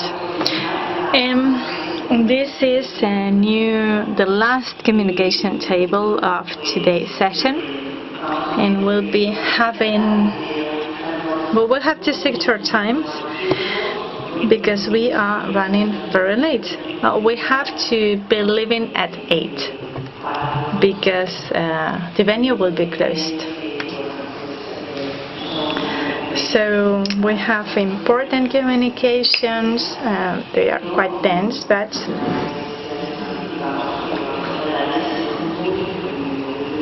we'll try to keep it brief. So, let's move into the first communication. Not all of the speakers are here on site. Some will be speaking through their video, the video files they sent, and some others are missing.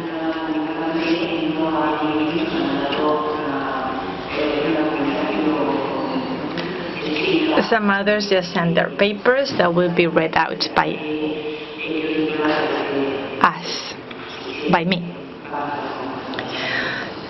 So, let's start. Let's get started. The first intervention will be by Professor Amos Shapira from Israel, chair, professor of law and member of the SIBI.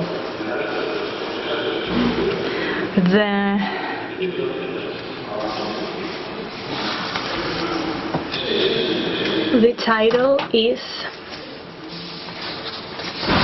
A Personal Note and a General Observation on the Promises and Pitfalls of Biomedical and Legal Regulation of Scientific Breakthroughs. I was asked by Dr. Marcelo Palacios to join the scientific committee of SIBI. Since then, I took part in all the world conferences on bioethics organized by SIBI. Thus, SIBI became part of my life. I was privileged to get to know, become closely friendly, and learn to appreciate the outstanding members of the scientific committee.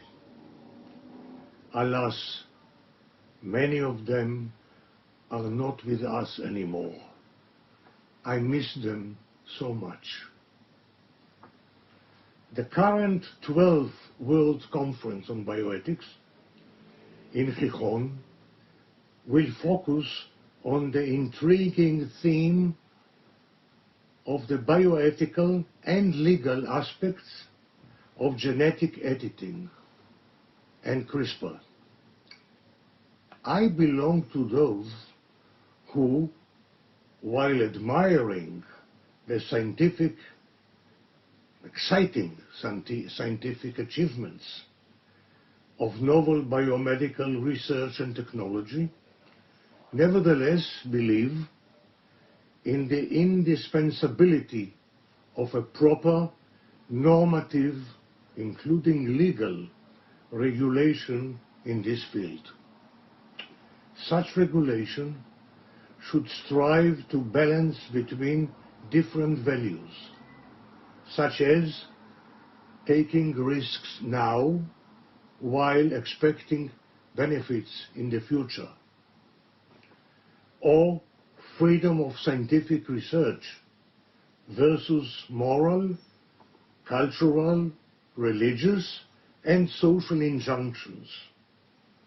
Also, one believes that public resources should be allocated rationally and fairly. We should not, of course, belittle the problematics of imposing regulation in a free society. Also, what is legally permissible is not necessarily socially welcome or ethically acceptable. A proper regulation should strive to prevent or minimize risk situations, improper manipulations, and scientific abuses. Not everything that is technologically feasible is worthy of performing. An appropriate normative regulation requires a multidisciplinary effort. Naturally, scientists are those who initiate biomedical research enterprises. Yet, a scientific and technological biomedical enterprise needs support from additional disciplines, including the legal system.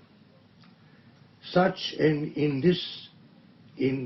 interdisciplinary collaboration is not problem-free. Scientists, philosophers, sociologists, political policy makers, theologians, lawyers, economists are prone to bring to such a multilogue a variety of value orientations, thinking traditions, and intellectual perspectives. Thus, a multidisciplinary discussion runs the risk of facing a stalemate. Yet, in spite of the conceptual, methodological, and practical difficulties, there is no alternative to such a collaboration. In drawing the normative route map of biomedical research and technology, legal experts are expected to contribute their professional expertise in social engineering built on a reasonable balance between a variety of values, factors, interests, constraints, and considerations. We must all listen, think, and work together open-mindedly to promote and shape the project of genetic editing and CRISPR. Muchas gracias, and all the best to all of you.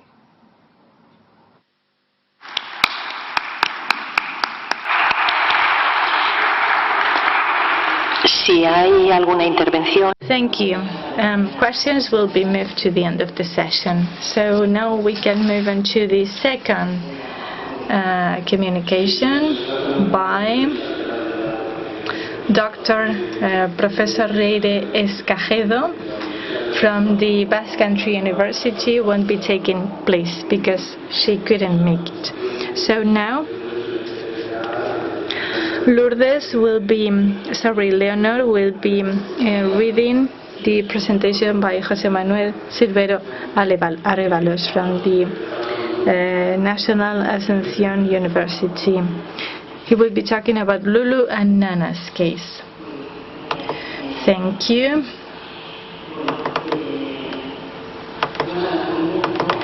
So, this is quite a long intervention since I'm not the author. Well, I don't want to cut it because I didn't ask José Manuel for permission to cut it or to do CRISPR on it. Can you hear me okay? This is a summary of his intervention, but I will move on to the event.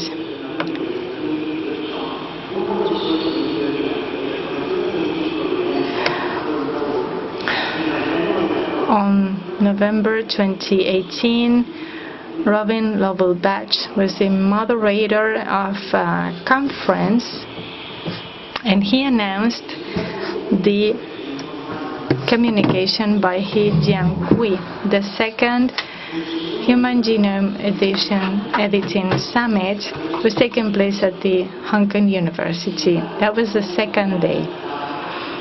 And everybody was looking for He Jiankui. After the brief introduction, Robin Lovell-Batch invited the speaker to come over to the stage. And the protagonist was nowhere to be seen. And the moderator asked aloud whether someone had seen him. He Jiankui waited for a few minutes, and then he triumphantly got to the stage.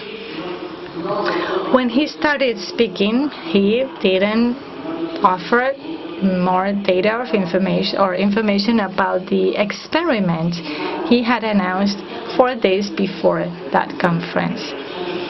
He was nevertheless the subject of much criticism because of his responsibility. So he apologized to the organizers for sharing the result of his experiments via YouTube. But he didn't show any repentance for using genetic engineering on the birth of Lulu and Nana. he said that they were perfectly healthy and that the experiment did not cause any undesired mutation. He felt proud because the father of the twins had lost hope in his life. So Jiankui was convinced that his experiment had immunized the newborn babies from against the AIDS virus.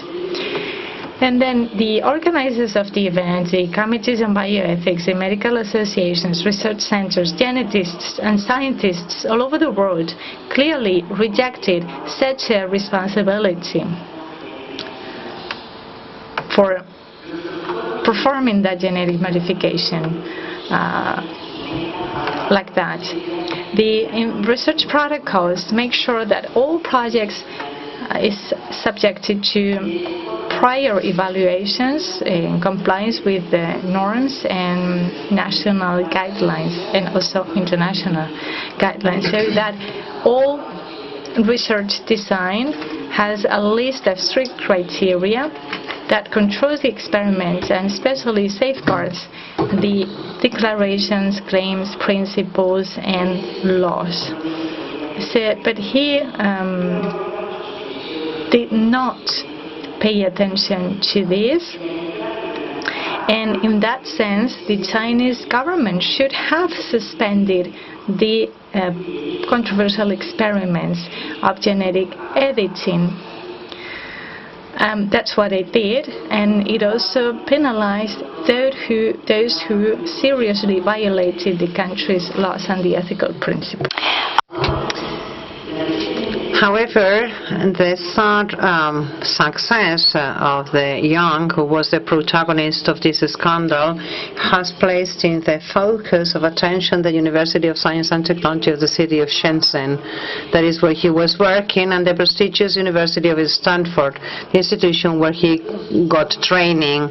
So there are many questions that we could ask ourselves after that event.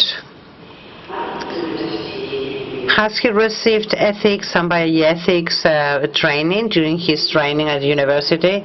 The masters talked to him about the Nuremberg judge and the long struggle in favor of ethical principles in research. Has he studied anything about the Universal Declaration on Human Rights and Human Genome?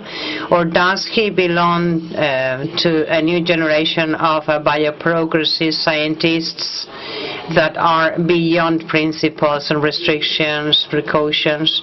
French philosopher Luc Ferry, through several questions, goes to the nitty-gritty of the question.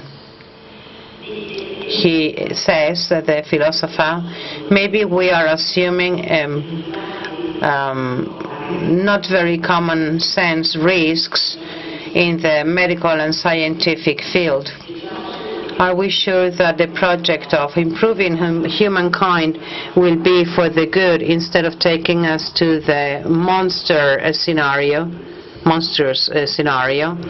Bioprogressists, especially transhumanists, according to Ferry, think that if you do not put obstacles to scientific research, the hope of finishing off with all the pathologies will be a reality. They also say that advances achieved in genetics and new technologies in recent years highlight that we are about to face a new revolution in the struggle against aging and non-curable genetic diseases, or even in terms of the improvement of the human species. On the other hand, and beyond norms and demands of research protocols, the arguments launched by bioconservatives are very much paid attention to. Michael Sandel is, with together other thinkers like Habermas, Fukuyama, Sanding, and Digges, is the most critical towards the transhumanist project and the idea of the perfect. In his book, Against Perfection, Ethics in the Age of the Genetic Engineering, he states his arguments against the designer parents and the wish to manipulate what has been given as a gift. He remembers in his book an event that has given way to many debates in ethics, bioethics, and politics. Some years ago, and I quote, a couple decided he wanted to have a kid, preferably deaf. Both the woman and the man were deaf, and they were proud of being deaf, the same as other members of the community, called Deaf Pride. Sharon Duchesneau and Candy McCullough thought that deafness was a cultural identity and not a disability to be cured. The main argument of Sanda is that with genetic manipulation, we move from an ethic of gratuity towards what is given to you towards an ethics where you want to master the exterior world.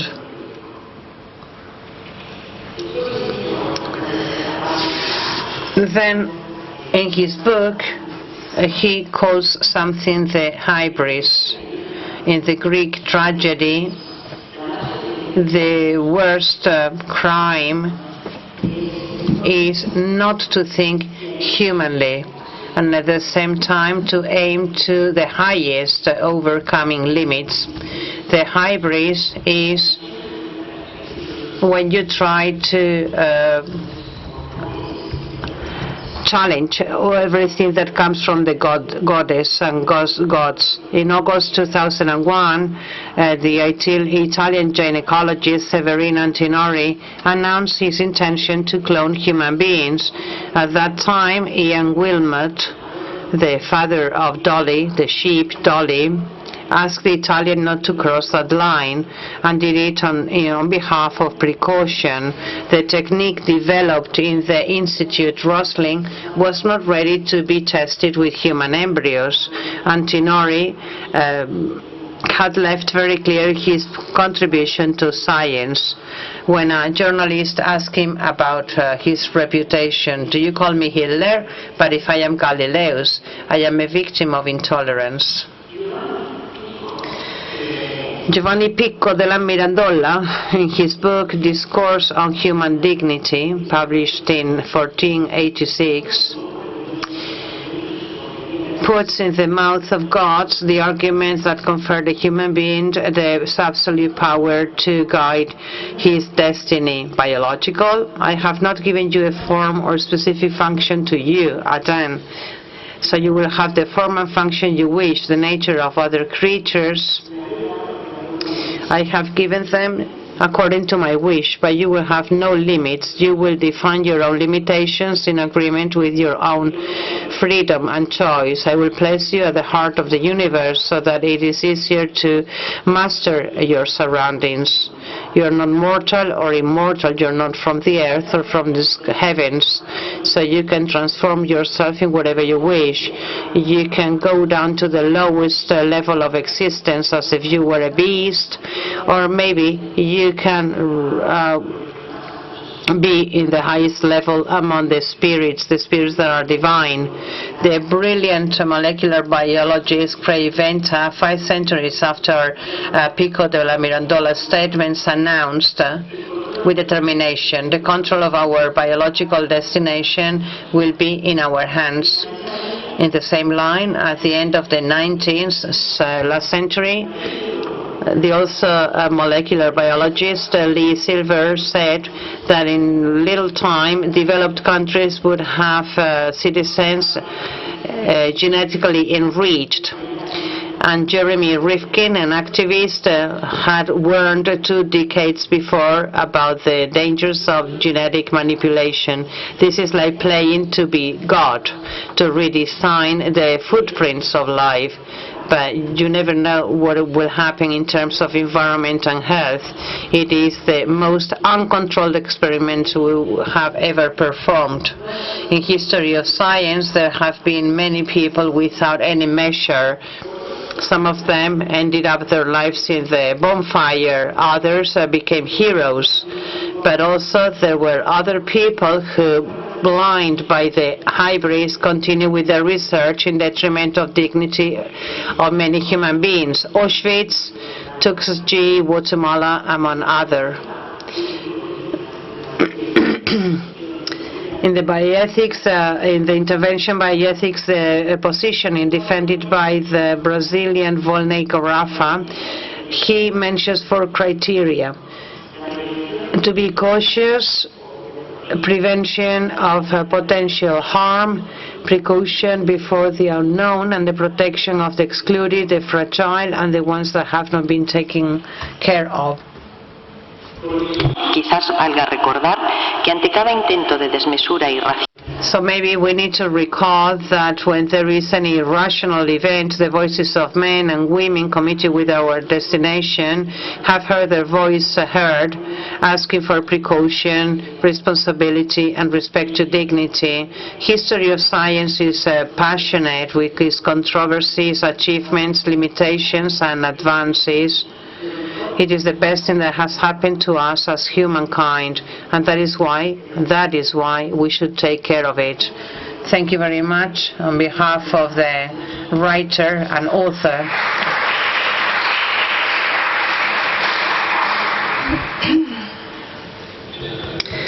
Thank you very much, Lourdes. Sorry, Lenore, sorry.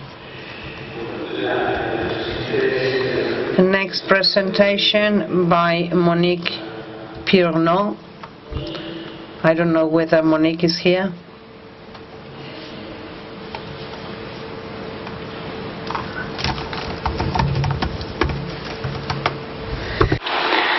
Buenas tardes, Monique.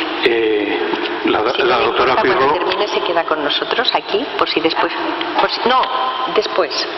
Está bien. Sí, la doctora Pirro es profesora de bioética de la Universidad.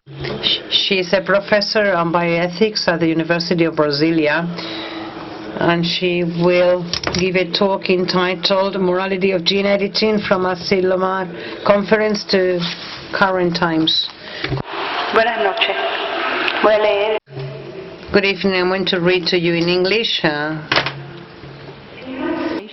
I would like to take a slightly different approach. I won't debate the risks of gene editing. Instead, in a meta-ethical step, so to speak, I intend to discuss the ethical consequences of the way we create ethical guidelines. As is widely known, in 1975, led by Paul Berg in a Silomar conference, a committee of experts drew up the guidelines for safety in recombinant DNA, creating a formula that is now widely reproduced. I will try to demonstrate that this now paradigmatic way of creating ethical guidelines can challenge the need, relevance, and effectiveness of bioethical discourse, with consequences not only for bioethicists, but for the very design of technoscience. Firstly, the Silomar model, meaning the expert decision-making processes, focuses on biohazard risks. This arrangement has a circular effect that excludes the public from holding a meaningful power. Since experts are the ones to claim legitimacy in identifying what is relevant, the risks worthy of consideration are those considered scientifically sound. Therefore, the biohazards scientists anticipate are taken seriously, while concerns about the social and cultural implication of innovation are not. Those are often considered, as Berg and Singer put it, a myriad of what-ifs.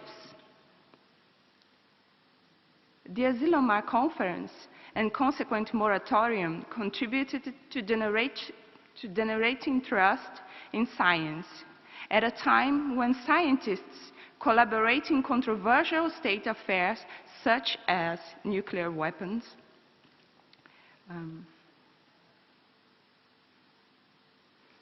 inspired the opposite effect. The ability to self-restrict oneself in the scientific field is indeed remarkable and peculiar to the field of genetics. However, such feats have become increasingly difficult. In fact, experts proposed a new moratorium in 2019, once again led by Paul Berg, and motivated by important concerns about the risks of CRISPR in germline cells. But this new attempt did not resonate. Perhaps the change in the tone of the discussion, which now also considers the social dimensions of heritable editing, is partly responsible for the failure. What is certain, though, is that massive private investment in clinical and research fields pushes toward more liberal approaches, making moratoriums less likely. The problem is that Azilomar's model contributes to the perception that our work as bioethicists is not necessary, a view shared by many, and for various reasons. Steven Pinker, for example, stated that the best thing we can do regarding CRISPR is get out of the way and let scientists do their jobs.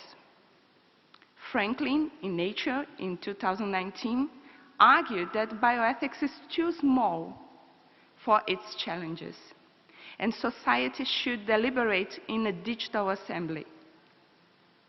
For her, the best thing for bioethics is to retire. Are bioethicists really dispensable? The impression is that they are not. On the one hand, consensus for self-regulation efforts by scientists seems more difficult. On the other, permanent digital engagement is not a democratic panacea. Dissemination of fake news and the digital bubbles promoted by algorithms were a huge problem during COVID-19 pandemic, preventing scientists and public health workers to save more lives. We are not a majority, but there is a demand for our work. There were bioethicists at the second summit on human genome editing when the moratorium on heritable genome editing was rejected. Perhaps there is a role for bioethics after all. The question is if we are playing it right. Therefore, in addition to the risk of outplacing bioethics in the debates, the experts' decision-making model poses a second risk: to flatten the relevance of our work. In ELSID studies and debates, it's common that bioethicists are called to assume the work that, according to Berg himself, is the least interesting part to science, public discussions. However, in these contexts, more than independently debating, as experts, we are required to promote and validate scientific practices. In these contexts, moral controversies within the scientific community are not problematized. The ways in which science reshapes society's morality are not discussed. For example, enhancement as an idea is once again gaining space among scientists without much bioethical scrutiny. This might be dangerous. Firstly, because enhancement practices most probably would intensify or even implementing new modalities of ableism in society. Secondly, because discourse legitimized by science do not need to be technically viable to have consequences. And let's make no mistakes here. The eugenics discourse never managed to present any proof of the superiority of a race. But the scientific and political investment in this ideology still shows its terrible face. Promoting trust in science is undoubtedly a very important thing, but only after it is certain that science reflects the common interest. Here, it is worth addressing the third risk. Beyond the need or relevance of bioethics, we must reflect on the effectiveness of our work. In other words, by doing what we are doing, the way we are doing it, are we promoting a more ethical scientific practice? What happens now that scientists can no longer reach consensus? What if the word ethics becomes just a brand used to leverage reputation to avoid regulation? By not reacting proportionately to the threat of injustice and hierarchization posed by enhancement, are we still being ethical? When we lend validation to techno-scientific efforts to increase the vitality of some in detriment of the majority, are we still doing bioethics? There is work to be done. We just must wonder about the better way to do it. Thank you.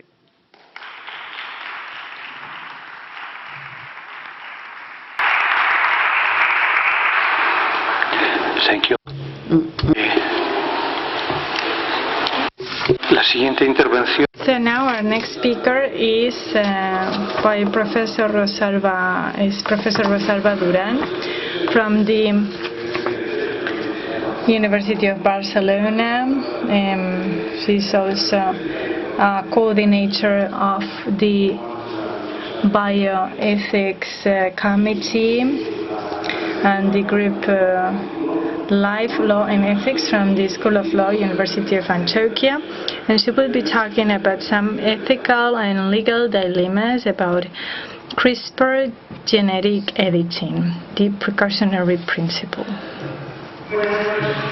So, good evening.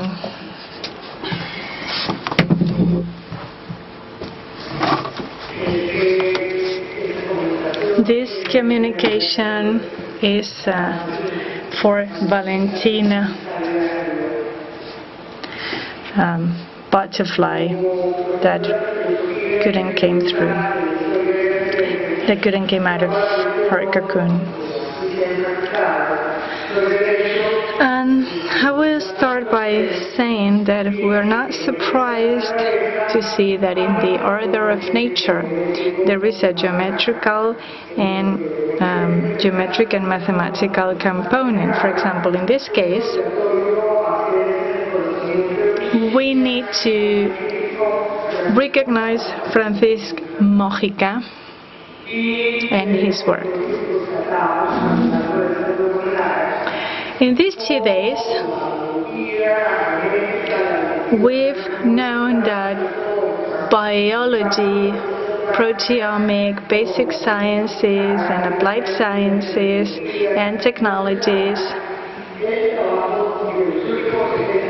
benefit from the work of the last 70 years, in which they have described and replicated the laws and procedures that enable us to create tools that exist in a natural state, living organisms. And those living organisms have used them as a self-regulatory mechanism.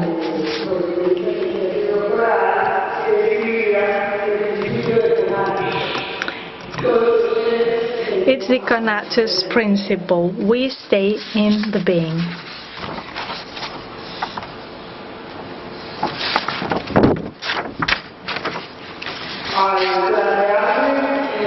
When I was thinking about the title of my communication, I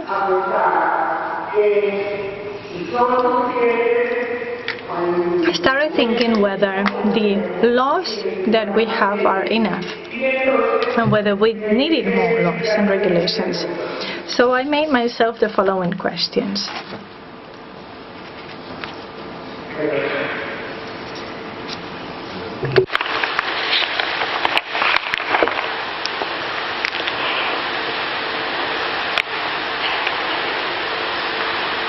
¿Es suficiente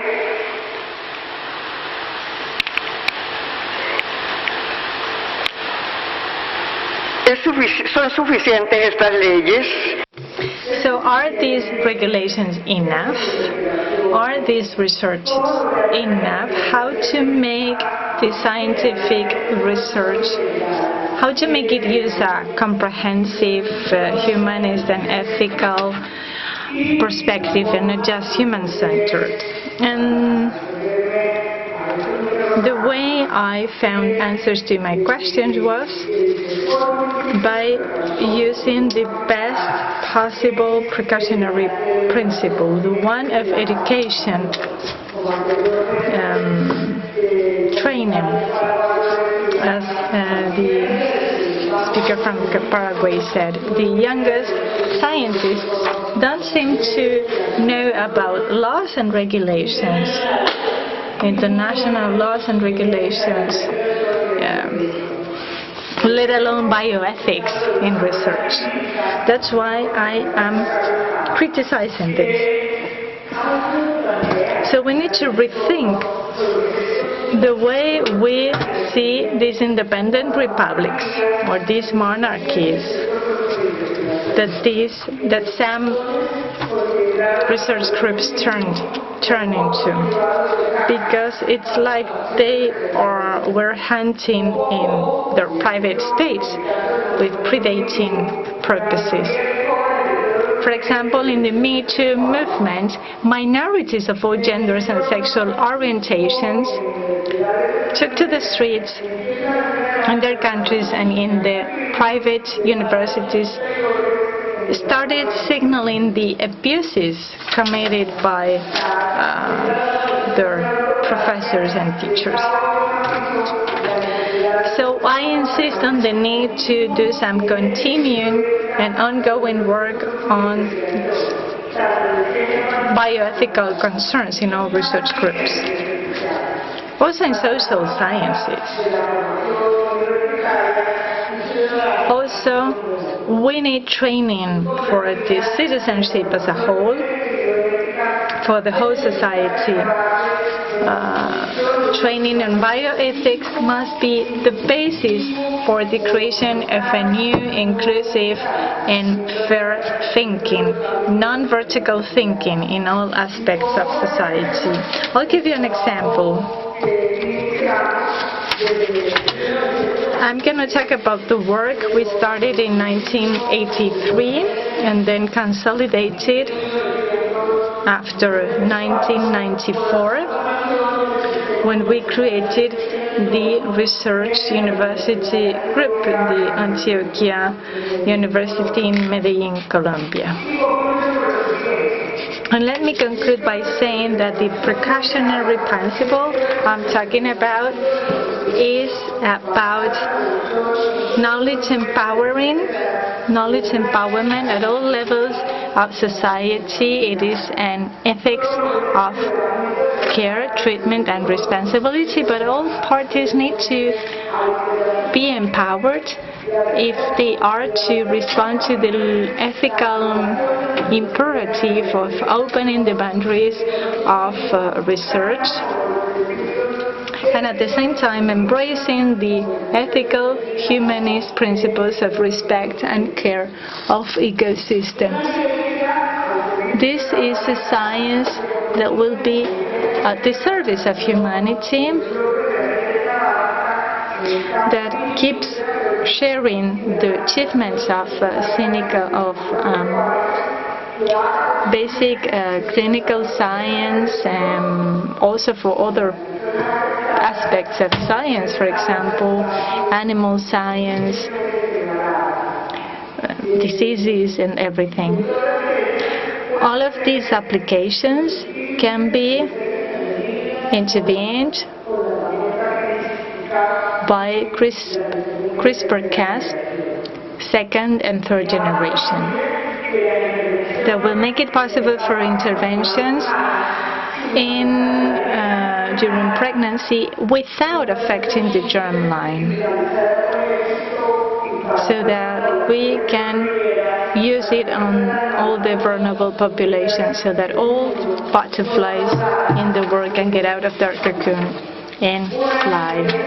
We need a science that pays attention to the ends and not exclusively to the means.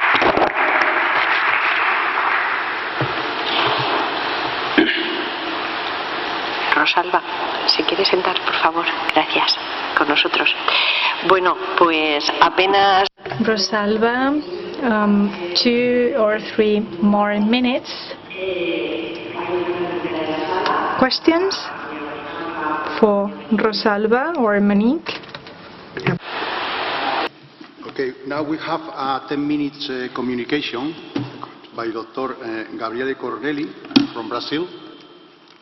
Is here? Yeah, okay.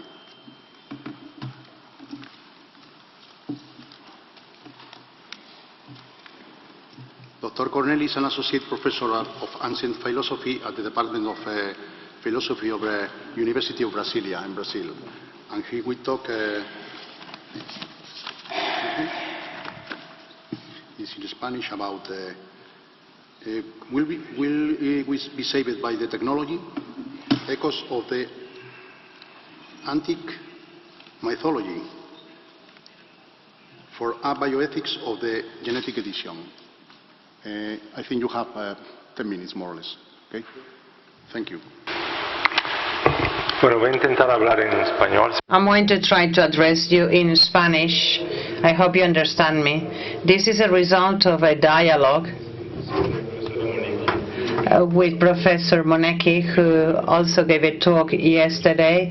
I share a lot of things with her. Well, the echoes of old mythology for the bioethics of genetic editing. Iconography since the old Pompeii to today. Here we have Pompeii.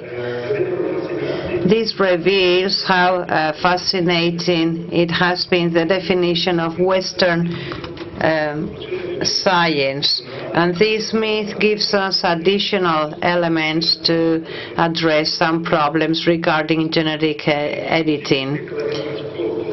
In cycles shorter and shorter, humankind faces threats to survive. Not only the cycle of the emerging threats are shorter and shorter, but also they are wider and more lethal. I think the myth can shed a light on how we read and treat our fears. Looking more attentively and in a more philosophical way to the narrative fabric of the myth, we can see or discover that it can offer us much more than just a preventive warning.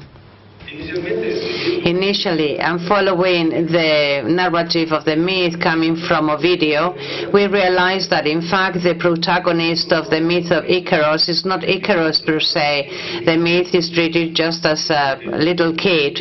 The little kid Icarus was next to him, ignoring that he was touching his own danger and trying to capture the feathers that had moved the breeze, other times softening with the thumb the wax, and with these games try to, play with his father. Here the myth, regardless of the danger of the kid, here he admires the myth. Daedalus in his great work, and Daedalus incarnates the technology. He is defined as a genius, that is a craftsman with a lot of invention. He was the father of carpentry. He invented this art and all the tools to perform this art. According to the myth, although in Athens he was very well known or accounted for, his nephew pushed him down gorge. However, he chooses the exile on Crete, and he is received with honors or welcomed with honors by the king. A version of the myth says that the kid became the king of Crete thanks to the providence of Poseidon. His wish was granted, and then he sacrificed a bull in exchange of the god of the oceans, and the wife of Midas falls in love with a bull, and that is what the story tells us, and uses the imagination to get the queen fall in love with him. Out of this meeting we have the Minotaurus birth. Minos commissions the construction of a maze. When discovering a new tradition, then takes the Icarus to prison and condemns Icarus to prison. Observing nature, the father again finds the solution to be free, picking up the feathers of the birds that were flying over the prison to construct something to escape from prison. And Dedalo gives his son a commitment. I advise you to go through the mid pathway so that you can reach your destination. Take the midway, the classical indication of caution. However, caution is not against imagination. Icaro is abandoned to all the possibilities offered by technology.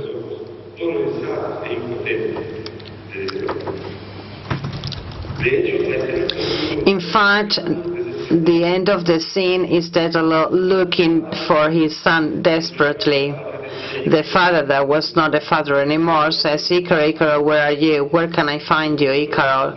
He found the winds on the oceans.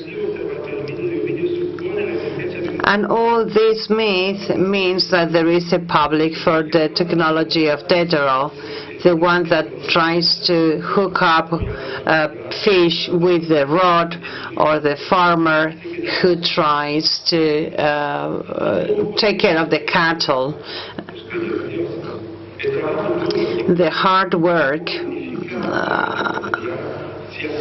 of our everyday life is taken aback by technology, and he thinks that this is a utopia.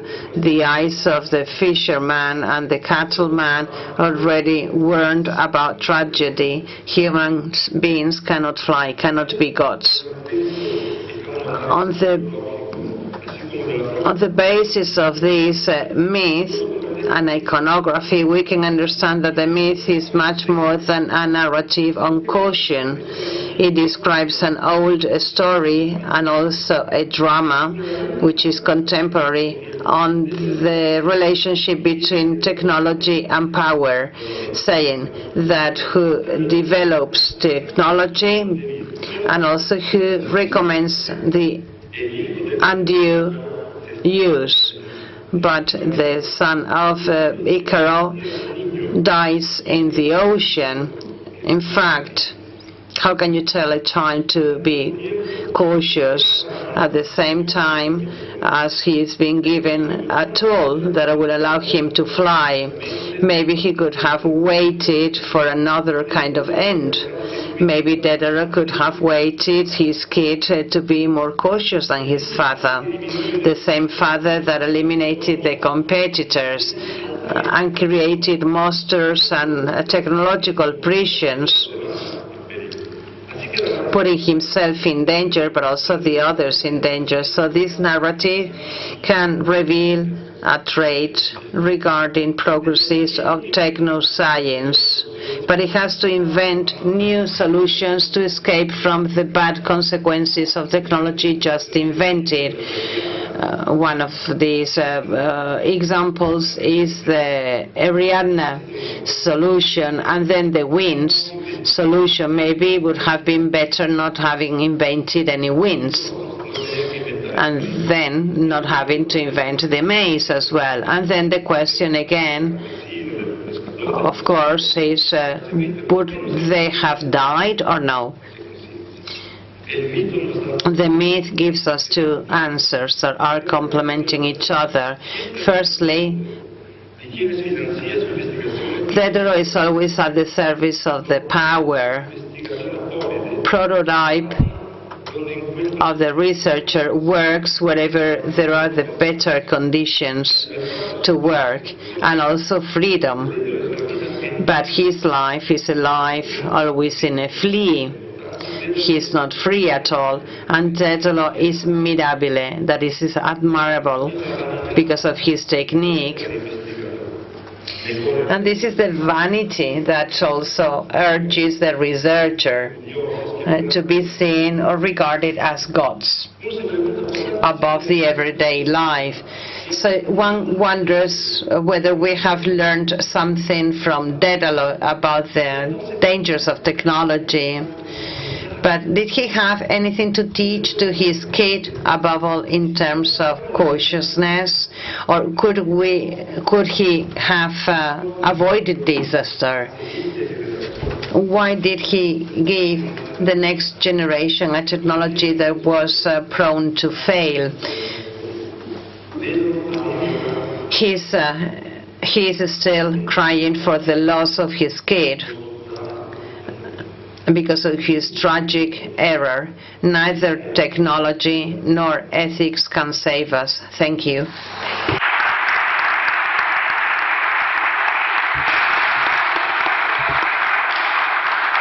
Thank you, Dr. Corneli.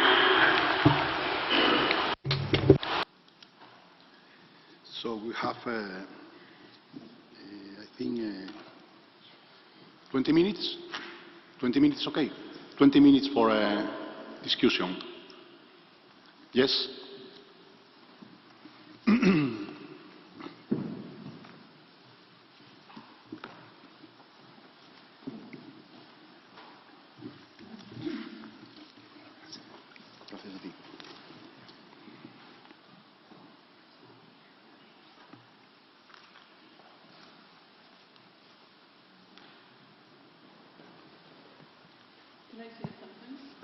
Yep.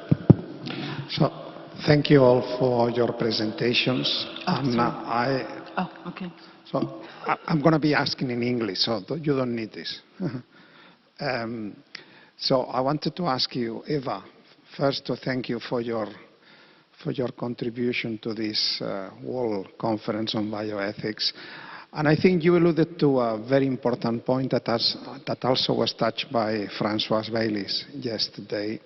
And I think the fact that the number of potential cases in which germline editing could be a potential solution where there is no alternatives is very, very, very limited. And I think we are not insisting enough in this fact, because I have the impression that when we're discussing about germline editing, it would look like this is something that would be occurring in many different situations and would be valid for many different couples, which is not true, as you both pointed out. And I guess I wanted to ask you whether we should stress more in different fora so that people get to know that in case when we came to an agreement, if we come to an agreement, that this would be a valid solution, it would be anyhow only relevant for very, very few people. Thank you. Yes, I was happy that Sir François mentioned it, because that has been bothering me for quite some time. Because, I mean, there are so many books, so many resolutions taken on something which will not affect many people. At least, I don't think it will. Because, first of all, we have to do something about the sick people that we already have. And that should be a priority. So I think perhaps it would be worthwhile to stress this more whenever we can, which is not very often. Actually, I think, I do quite a lot of popular lectures. I think I'll try to talk more about it, but of course that's a limited audience. But very definitely, I don't know if Françoise would want to add something to it, but I think how was that about the people who flew in the Battle of Britain? Never has so much been owed to so many by so few. So I think never has so much been discussed by so many about so little. Muchas gracias. Bueno, la mayoría no saben quién soy. Soy Marcelo Palacios, del Comité Científico de la SIBI. En relación con lo que ha dicho nuestra querida profesora Svitlana Pusovit de la sociedad de riesgo, tan en boga en su momento en la obra de Ulrich Beck, yo siempre discrepé de ese planteamiento, por entender que me parecía excesivamente acomodaticio e inocente. el riesgo al cual la sociedad humana está sometida es fundamentalmente el riesgo natural. Los demás riesgos tienen responsables. Y es muy importante que lo haya relacionado, porque la CRISPR va a tener también responsables en cuáles vayan a ser los resultados de esas aplicaciones. Por lo tanto, consideremos que es absolutamente fundamental tener una información fiable, entendernos, no pelearnos, no recelarnos, confiarnos, pero dar a la población civil un conocimiento a través del estudio concienzudo de cuáles son las ventajas y los inconvenientes de la aplicación de estas técnicas. Y si esto fuera así, intentar evitar las últimas en la medida de lo posible. Muchísimas gracias.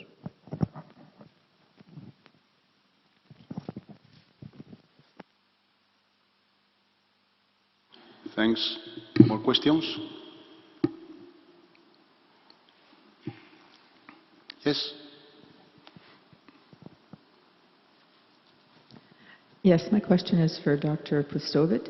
You made a comment near the end about your understanding of the link between equity and justice, and I just wondered if you could expand on that, because I wasn't sure I understood your position on what you think that is.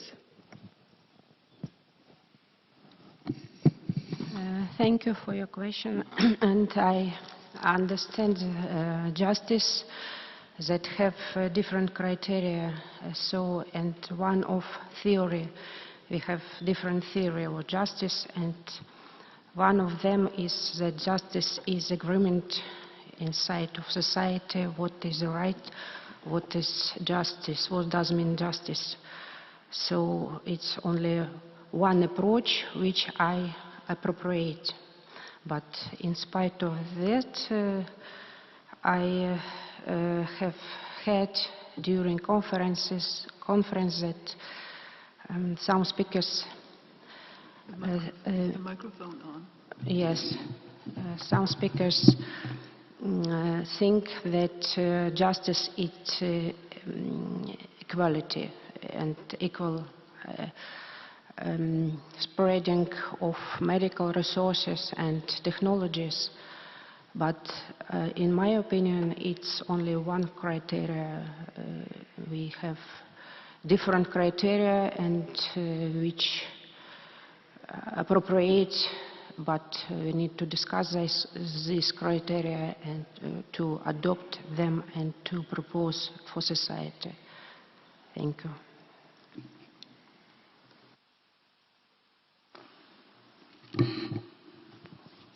More questions? Yes.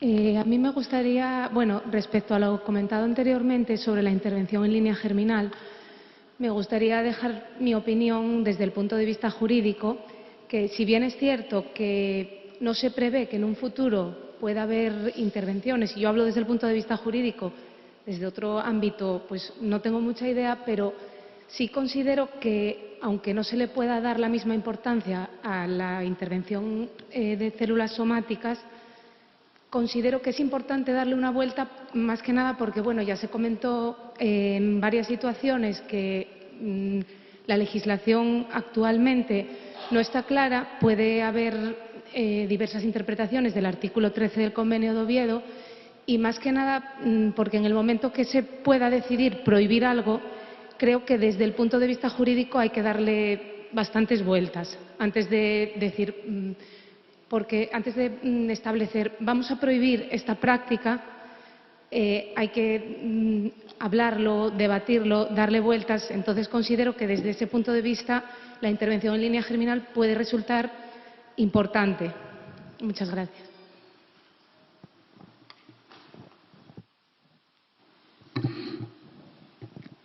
Okay, I have one question for Dr. Barnik. Because you are an expert in mitochondrial diseases and in the human genetic dominant diseases.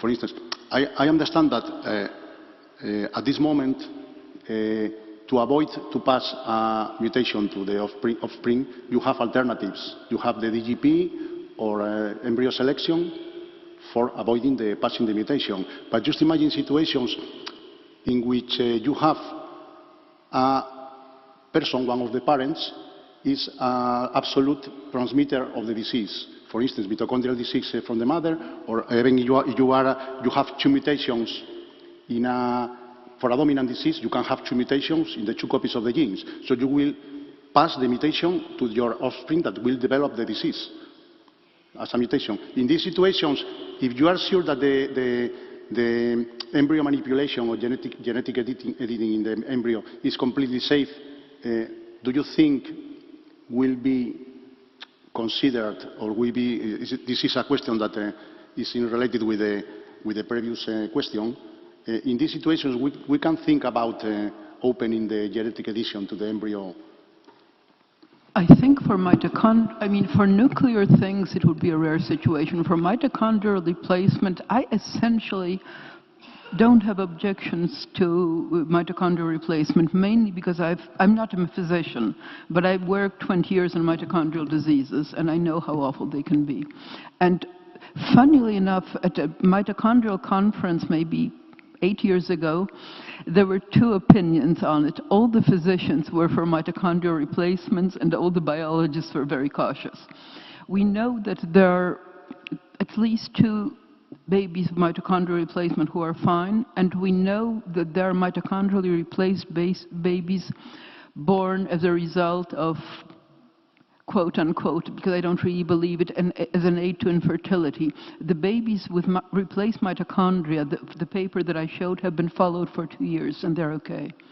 So I think this is a very separate matter, because this is a bit like, this is nuclear transfer to another cytoplasm, and people talk about 3-parent babies.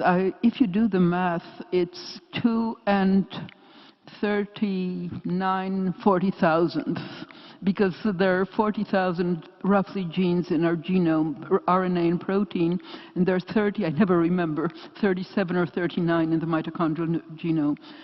So if we accept donation of oocytes or sperm, this for me is also a donation. The one problem that I can see, and this is raised with that paper, and it has been also raised in some papers, is how can we be sure that we get a baby born, but the residual mitochondrial DNA from the mother does not amplify for some reason. So this is the one problem I see. But this has been accepted in England. It has been done in Mexico, though actually the laws in Mexico did not allow it, but I think no one noticed, because I've seen a paper saying that Mexico had appropriate laws prohibiting this kind of embryo transfer. And we have, I don't know, maybe 10 other babies born who seem to be okay. So for this one, I would say yes. For the other ones, it's still rare, because, there's one point. I can imagine a situation that I don't know what kind of situation that would be, that the parents would accept treatment but would not accept embryo selection. Because you can imagine anything.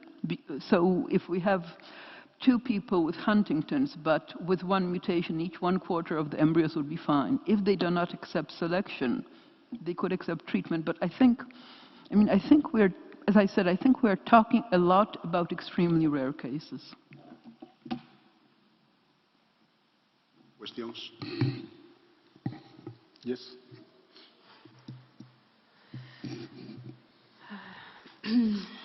My question to Gabriel Corneli, my colleague, yes, philosopher or not? So I'm interesting, thank you for your very interesting artistic presentation, very interesting and nice. But I would like to ask you, in my presentation I present mythological consciousness as part of scientific paradigm, and that consciousness which combine, for example, diseases and with spiritual forces or genetic abnormalities with evil.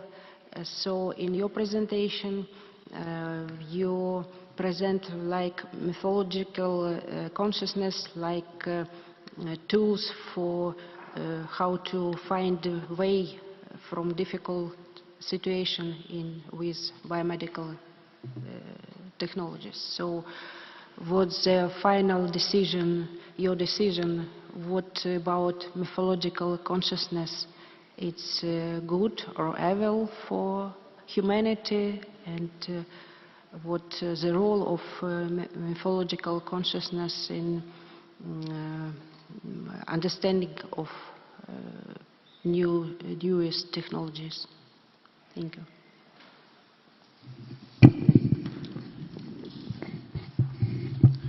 I will skip to English so I can answer properly to my colleague here. Thank you for your remark. I would say that in my view, it's not the prudence or the cautiousness that will save us. That's what I take from the myth, at least. We should probably ask ourselves in which one we should trust, in a way. So the myth will show us that a scientist and a father would not be probably our first option to trust in. I think that it shows us that we have a generational thing to take care of and a competent thing also. So you have to take in account when we think about where is the danger of this technology, where is the danger of addressing as a society this technology, whom we are talking with. Who is this scientist? We, sometimes. What can we expect from the scientific environment of our universities, of our probably even our big pharma, for example? What we can honestly expect from them, from the previous generations and from what the technoscience right now is providing us as ethical solutions for this.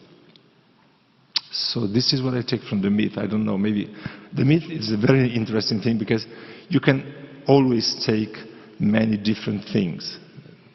So that's my thank you. Thank you for your answer. And may could I comment? Maybe my opinion. I agree with you. And mythological consciousness and myths very important for humanity. But maybe it's good work in humanitarian context better than in natural sciences context. It's my opinion. So thank you. Yes. Well, thank you very much. It has always been wonderful to listen to all the inspiring presentations on medical advancement and all the possibilities from the technocrats. However, if clinical interventions are indeed triggered by therapeutic purposes, I think we should really feel sad on one side that our advancements are not reaching the people we are supposed to reach. We are hearing here that, for example, treatment for sickle cell is 2 million euros. To some of us in Africa, we are dreaming. It's a distant dream. We don't know when we are going to wake up to this dream to see the results. So much as we celebrate this advancement, let us equally look at how we are going to celebrate better if these services reach the people they are supposed to reach. Well, this is just my remark. Undoubtedly, without doubt, this is beautiful. But to us, remains a dream. Thank you very much.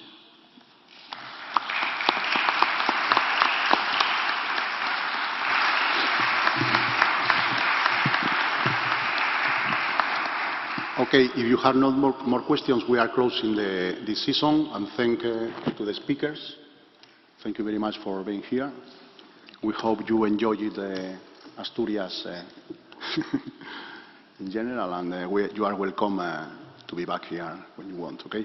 And thanks to all the people for being here, and thanks to Isolina and the rest of the organizers for this Congress.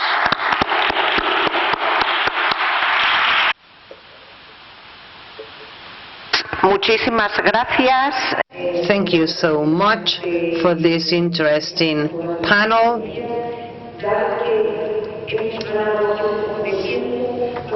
As we are doing very well with timing, we're going to show a clip, a video that we did not have time to show yesterday. It is by Paula Martino, who is a member of the scientific committee of the SIBI. She could not make it to be here, as it's just a 10-minute video. We're going to watch it, and then after that we will go to the coffee break.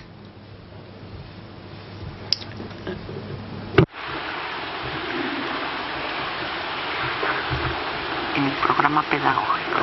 Sí, pero por ahí.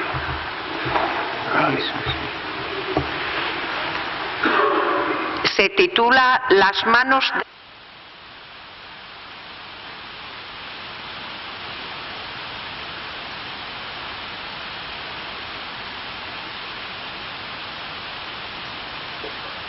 Días a todas y a...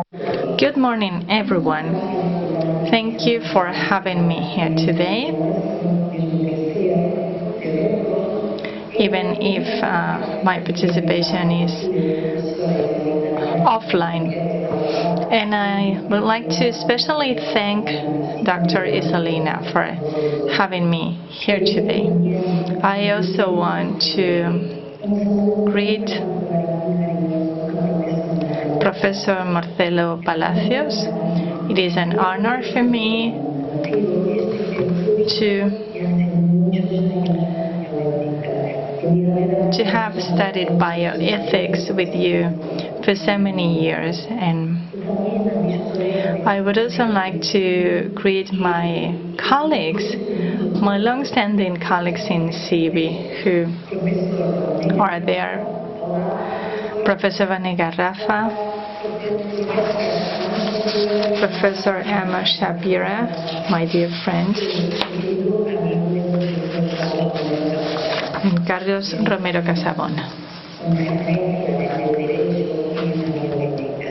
who is a reference in the world of bioethics.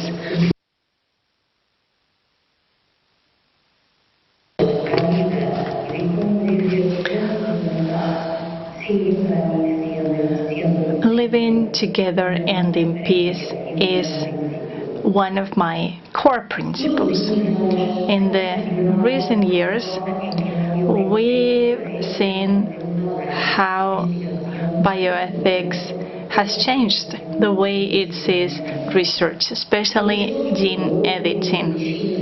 For example, what took place in China in 2018, the advent of the first babies that were genetically modified, are still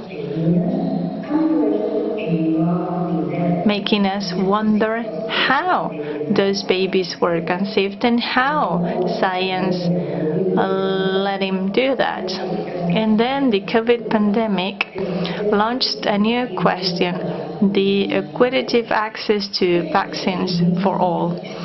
So these and many more questions make us think today about the targets, what the targets of research should be, and how to open new avenues for the search of new knowledge. I will talk about three aspects: the targets of research, the integrity of research, and equitative access to the results of research.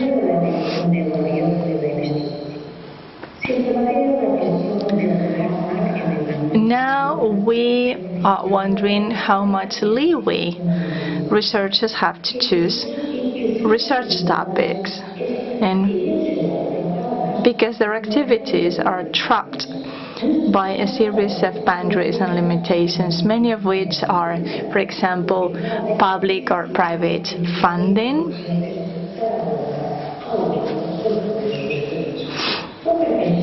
another important aspect is to where you want to go,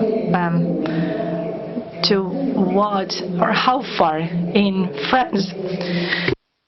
There will be in June a meeting of ethics committees. They will be talking about ethics and progress.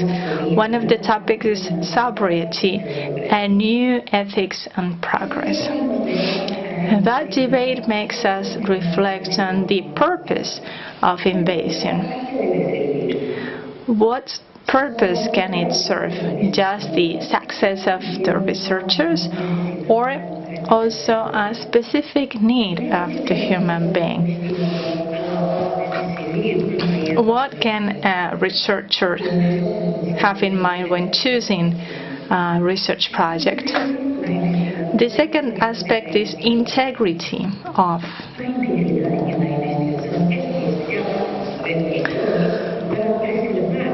the project, because we need integrity if we are to preserve the integrity of the research and its results, its outcomes. Good research practices are based on the good fundamental practices of integrity. They are the guide for institutions and researchers in doing their work. And also, it lays the foundation. For example, the European principles for integrity in research include reliability when it comes to guaranteeing the quality of our research since day one, since inception, methodology, analysis, and use of resources. Then honesty when it comes to reviewing, informing, disseminating, communicating, undertaking and research in a non-biased and complete way. Respect for colleagues and participants, the society, the ecosystems, the environment, and the cultural heritage. And then responsibility. Since inception until the delivery of the paper.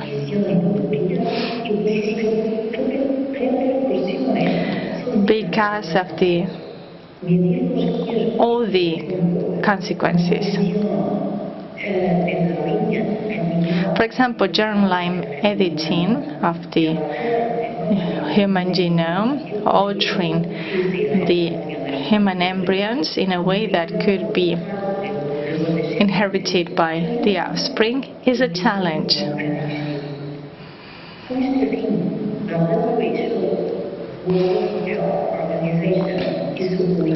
The World Health Organization and the expert committee panel on the development of world rules for the governance and surveillance of the human genome editing published in 2021 an important report with a series of recommendations against illicit research, illicit, unsafe, non-regulated or non-medical research.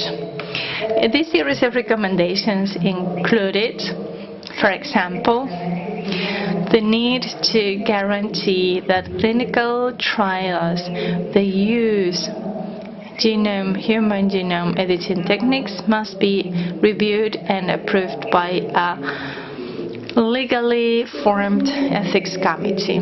And then I want to lastly talk about equitative access to research outcomes. In July 2019, an American lady named Gray became the first patient to receive a new therapy for her disease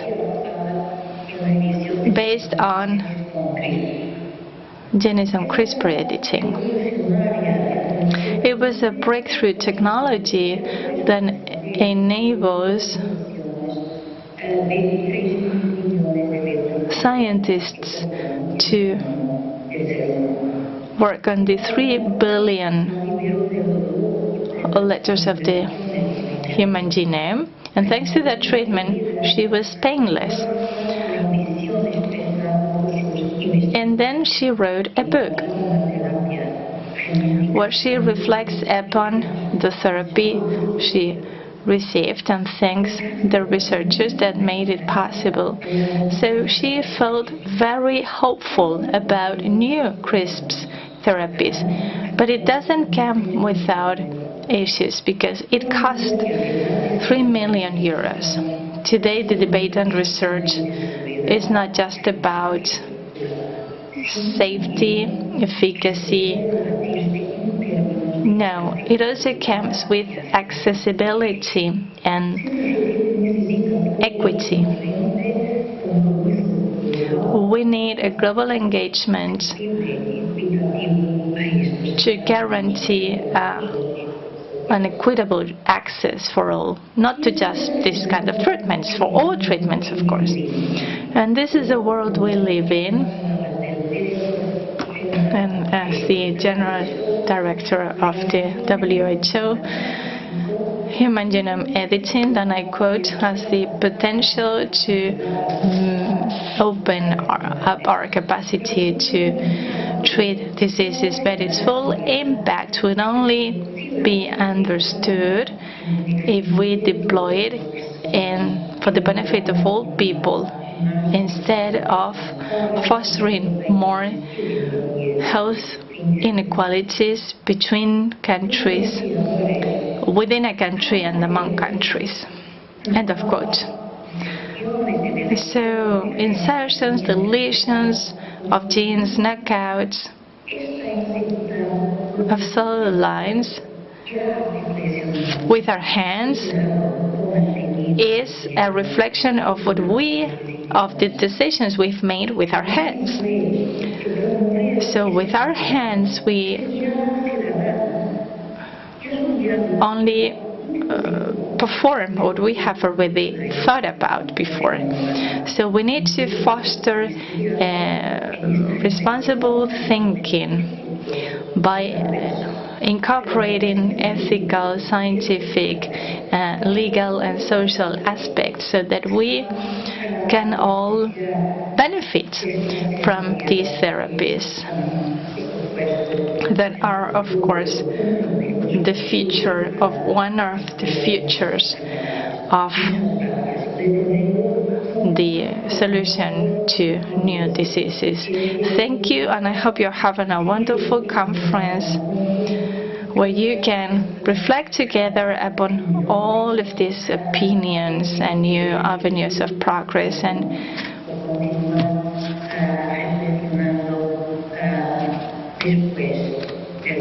reach a conclusion or not. Thank you.